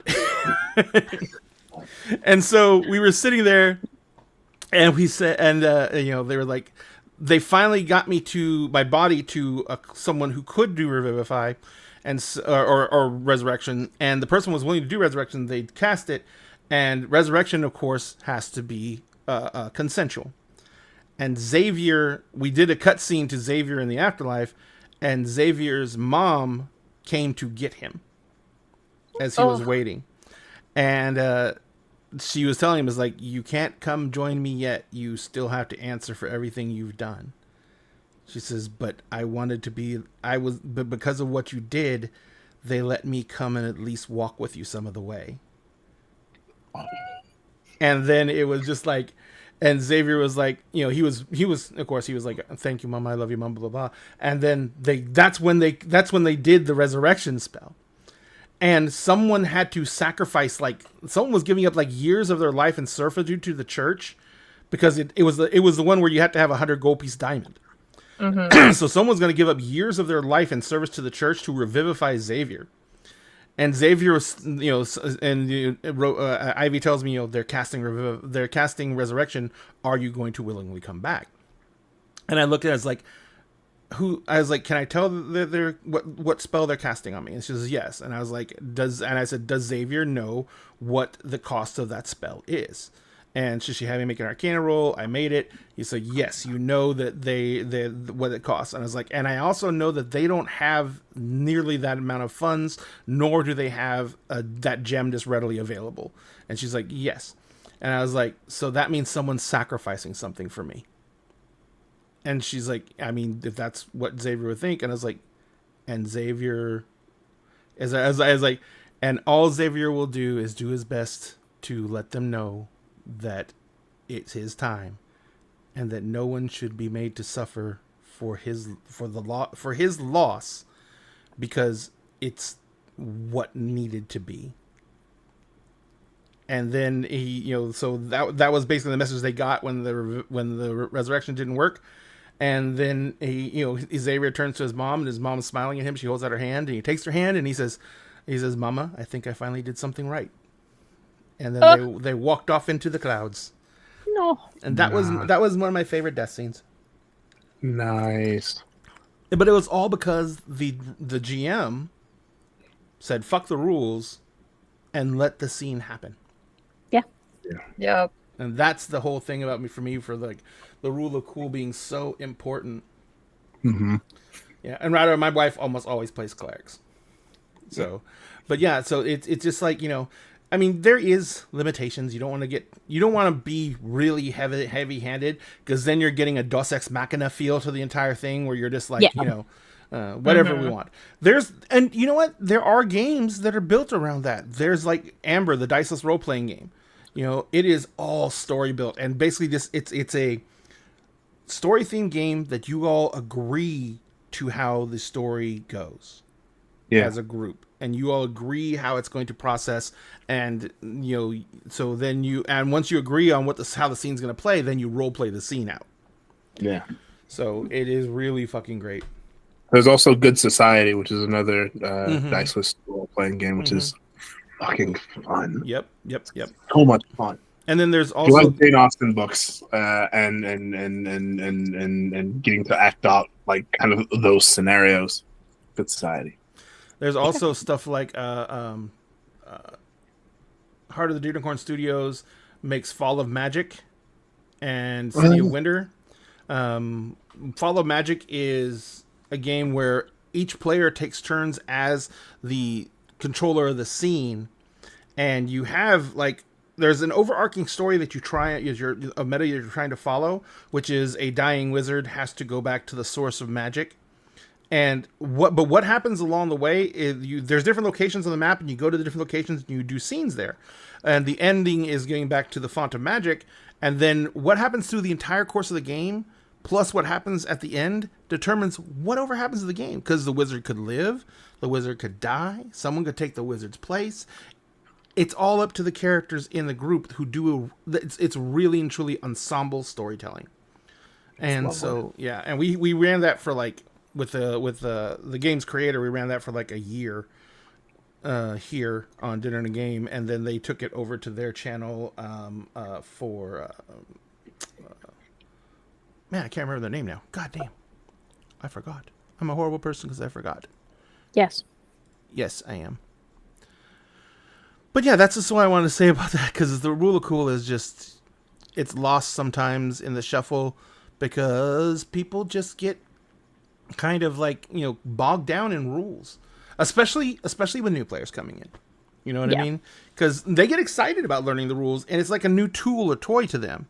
And so sometimes when I'm trying to run games and I'm using the rule of cool a lot, the people will get frustrated because the mechanics are being ignored for story. And it doesn't always have to be for story. Sometimes it can be for a silly, goofy moment. I had another game where I'm again playing a warlock. I really like warlocks. They're they're fun. But I basically, my character wanted to get a little bit of childish revenge on somebody who was being mean to her best friend.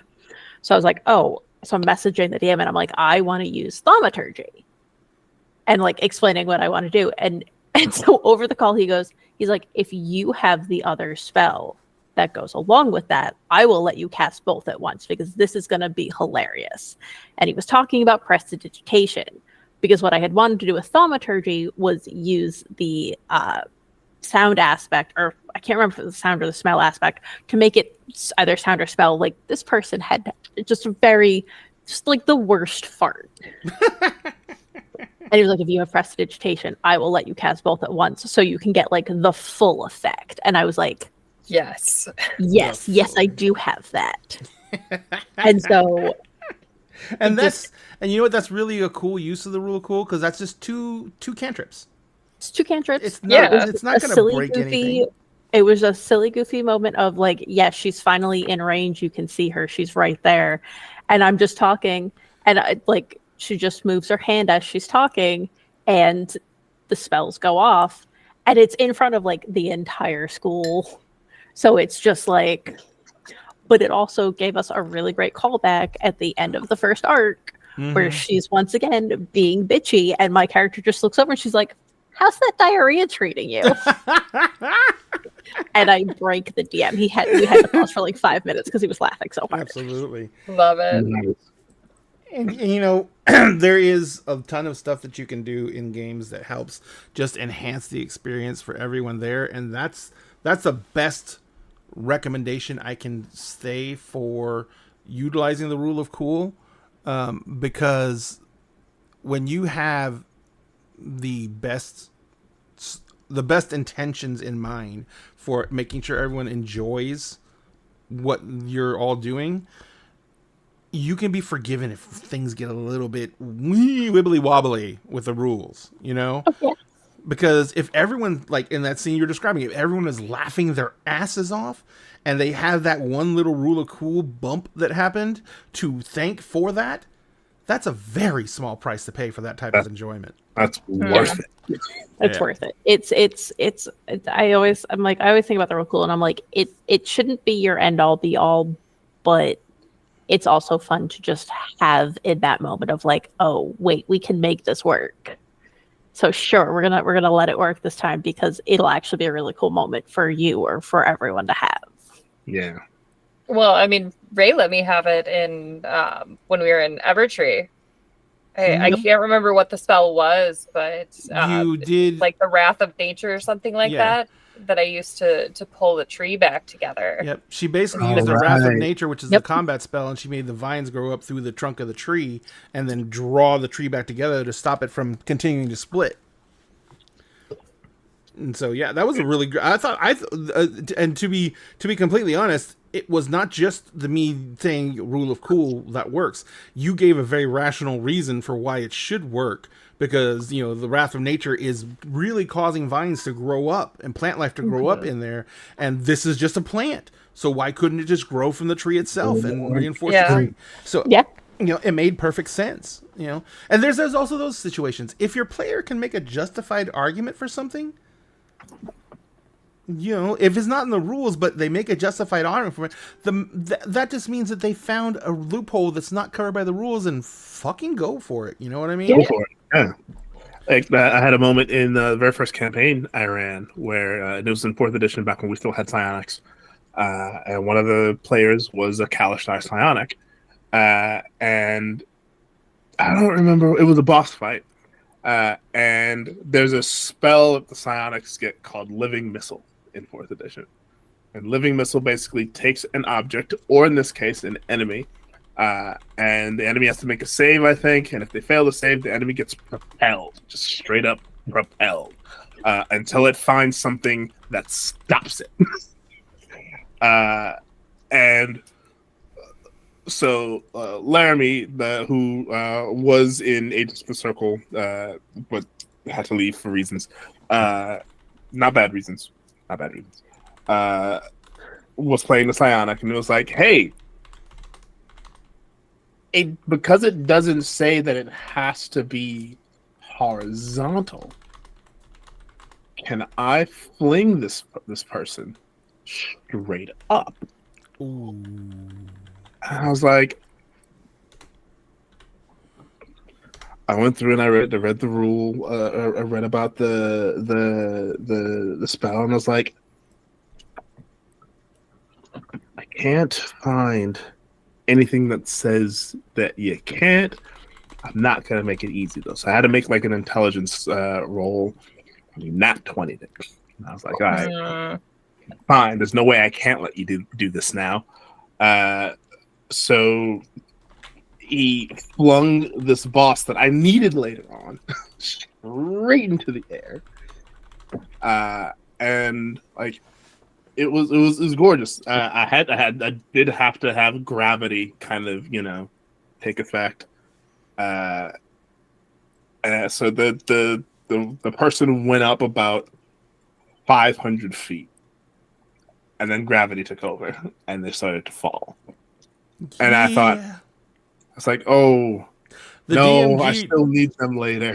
Yeah, the DMG recommends, I can't remember, it's an obscure ruling, but it recommends that any fall over 250 feet is auto-fatal. Yeah. Yep. So the DMG is like, if they fall more than 200 feet, they're dead. They died, yeah. I rule of cool that as well, because I needed that character later. Whereas the main villain of the campaign basically sent a shadow to catch her as she fell, and then just like snatch her and haul her away, and that ended the fight. It's like, well, that's not a bad rule of cool to use for that though. I won't call this a rule of cool. I will call this mechanically, I was completely allowed to do what I did, but my players nearly killed me and wanted to beat me to death. But this is in a game called 7C, and it's a first edition version of the game. And in that game, you have drama dice, and drama dice can be added to rolls to basically enhance rolls, etc., etc. And then you have what they call the black dice or karma dice. Karma dice are in place to give the GM a way to kind of rein things in, like table talk and stuff like that when they're dropping out of character too much. Because you're like, hey guys, let's try and keep it going and stay in character. And then if they go, it's like, I'm gonna give a karma dice if you don't. And the karma dice gets dropped in the center of the table. It's usually a black dice. And there's an opposite of the karma dice, which is a red dice, and they can get that for being incredible and amazing and blah, blah, blah. And what those two dice do is, if the GM picks up the karma dice, he may rewrite a scene completely. And the karma dice is out of the pool. The same thing with the red dice. The players can use the red dice to rewrite a scene completely. So they can save someone from dying. They are in charge of the narrative at that point. And they can they have to come up with a logical way they don't die. But they can do it. So there had been a whole bunch of big fight scenes. They were out of red karma dice. I had 2 black karma dice in the center of the pool, and they were both put there because people were like just like playing games on their phone and shit, and not paying attention to the scene. So I was like, "You're being disrespectful to the players," and they kept on picking up their phones. I was like, "Nah." But anyway. Fair. There was a character who was a very bad evil guy, and he was very necessary to the entire plot of the story. And they had trapped these players inside this church on a hill. They were going to burn down the church if they didn't come out, yada, yada, yada. And one of my players was pretty much a marksman. And he went up into the bell tower and got a bead on the bad guy who was doing the speech from the back of his horse. And so he casts off the shot, and 7C is an exploding die system. So if you roll a 10 on a D10, it explodes, you keep it, it counts as a success, and then you roll another dice. And he had a very large dice pool for his gun, of course, because he's a sniper. So he ends up getting like 5 10s on the initial roll. Which that automatically hit the guy. But 7C is also one of those dice systems where extra successes can be applied to damage. Yep. He re-rolls all 5 10s and got 4 more 10s. Oh my. He rolled all 4 10s, got 2 more 10s. And each time he's getting at least 1 more success too. rolls the next 2 10s, got 2 more fucking 10s, rolled the last 2 10s, got 1 more fucking 10, and then proceeded to roll 3 10s in a row. Weighted dice. No. Dice. He was using my dice. He didn't have his dice yet. He hadn't bought enough D10s yet. So he fucking did so much damage that he not just one-shotted this guy. Basically, the musket ball blew his head completely off. He red misted that dude. Yeah. So I was like, I need this guy for later on and everything like that. So I was like, fuck it. I grabbed a black karma dice and I was like, you line up the shot. The shot's perfect. You know his head's going to evaporate. You know you have this absolutely dead to rights. You pull the trigger, misfire. Oh. And I was just like, and they were so fucking mad at me. I bet. If Jessica's in chat, if she hadn't fallen asleep, she probably would have been cussing like crazy by now. But yeah, they were so mad at me. And I was like, oh, I'm such a shithead. But I was like, but I really needed him. You can't just destroy the BBEG before he even reveals himself. Well, that was kind of his big reveal because he was like, he showed up. He showed up. He was he was the son-in-law of the Emperor of France, and he had shown up with a bunch of fucking musketeers. So it wasn't just NPCs; it was powerful NPCs, and he had shown up to arrest them. Blah blah blah. So that's how it all went down. But yeah, I was like, that's one of the worst calls I ever made because that was really bad. Oh gosh. But anyway. Yeah. So hey, we've been going at this for a while. Do you guys want to go ahead and call it a night? I see that Liz is yawning. And it's super cute, but still. It's almost midnight for me. Yeah. I have to be at work tomorrow. Yeah, so do I. Yeah. All right, guys. Yeah. Well, thank everyone for hanging out. I'm glad we got to see the Sam Riegel trauma story. Yes.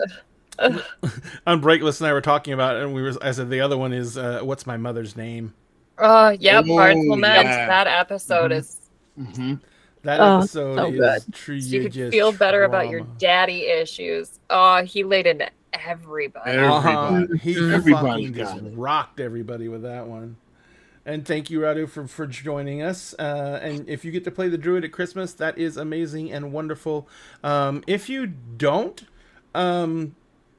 I should probably do more for the Patreon to try and get some people together. If you don't, I'm going to go ahead and start promoting the Patreon more to try and get us enough subscribers at the $5 tier level. Because as soon as we get 5 subscribers at the $5 tier level, I'm going to run a once-a-month game for Patreon subscribers. It doesn't have to be on the channel. It can just be a little game. We're going to do one-shots. The first one I want to run is a level 20 one-shot. Where the primary NPC is going to be Dungeon Master from the original animated series. Ooh. Yep.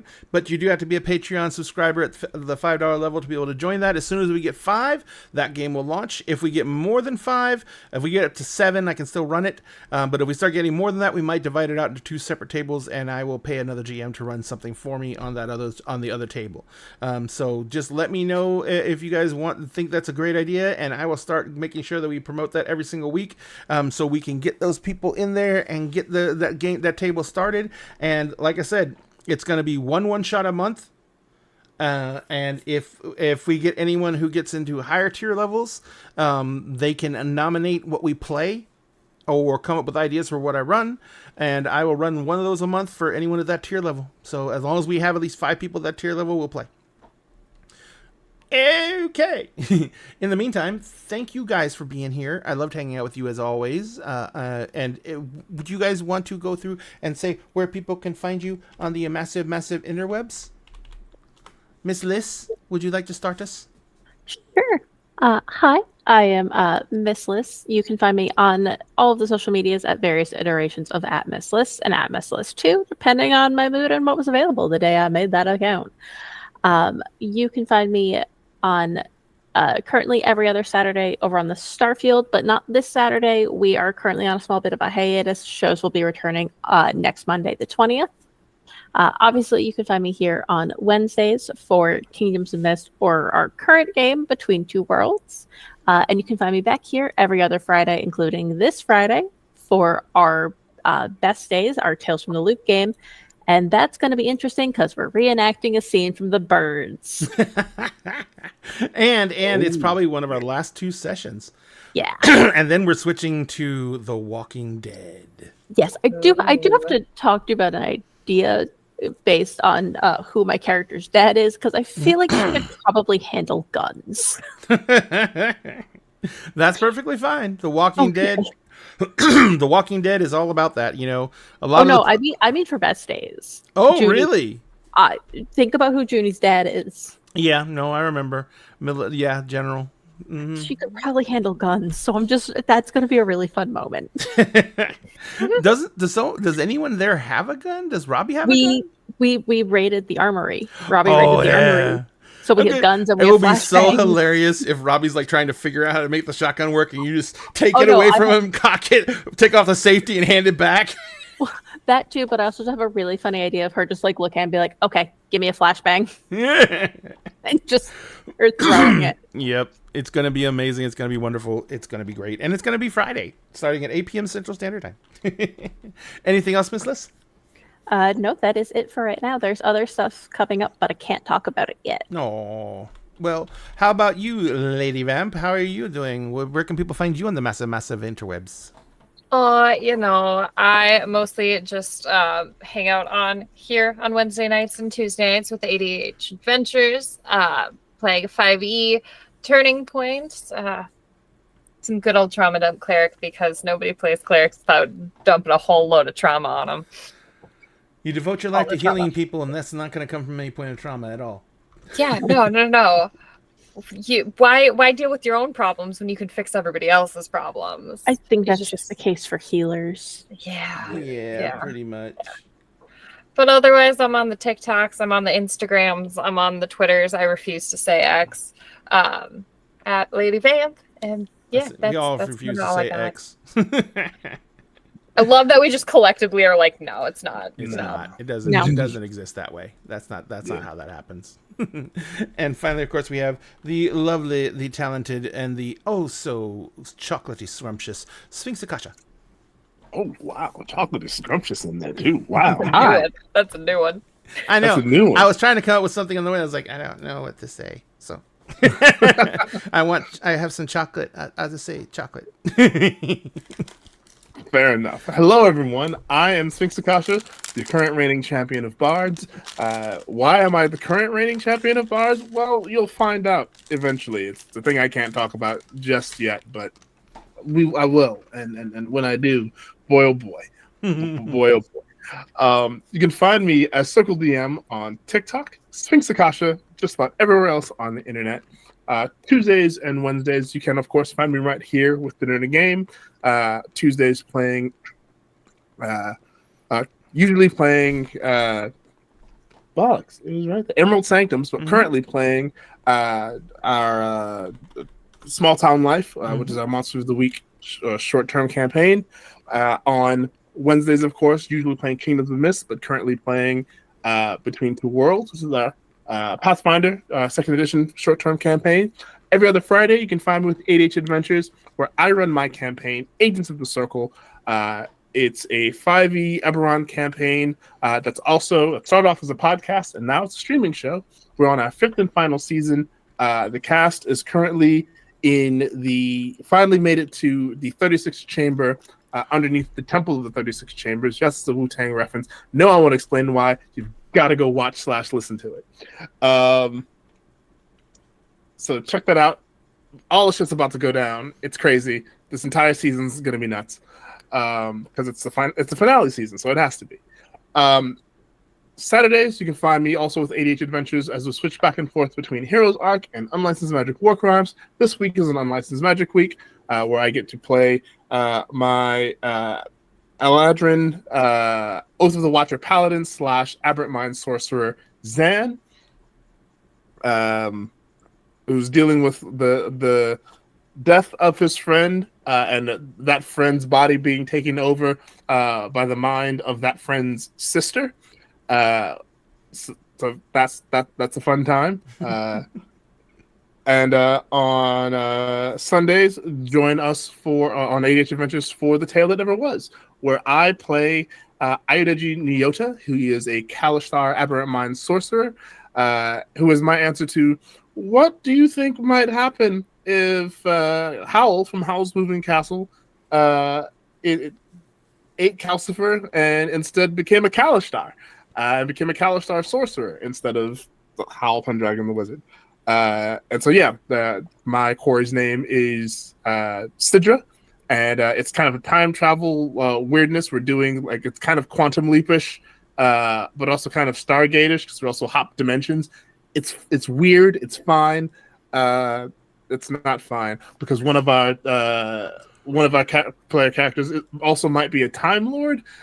It's weird. It's weird, but it's fun. It's fun. It really is. So come and check that out. And yeah, may the dice roll ever in your favor. Dun dun dun!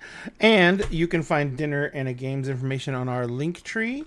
If you want to find any and all of the links for these amazing people who are all incredible creators in their own right, you can find them in the chat right now. Please, the best thing you can do for any creator is go give them a follow.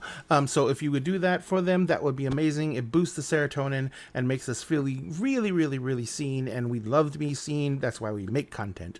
But in the meantime, we are going to go ahead and raid another channel so we can take this love and joy over somewhere else. I don't know what that was. I'm being perceived. Perception check. So, as you can tell, we're all getting very tired. So when we raid over, just go ahead and let them know Dinner and a Game sent you. Tell them you thank them for making content, and be sure to refresh your screen to help with their metrics to give them a fresh view.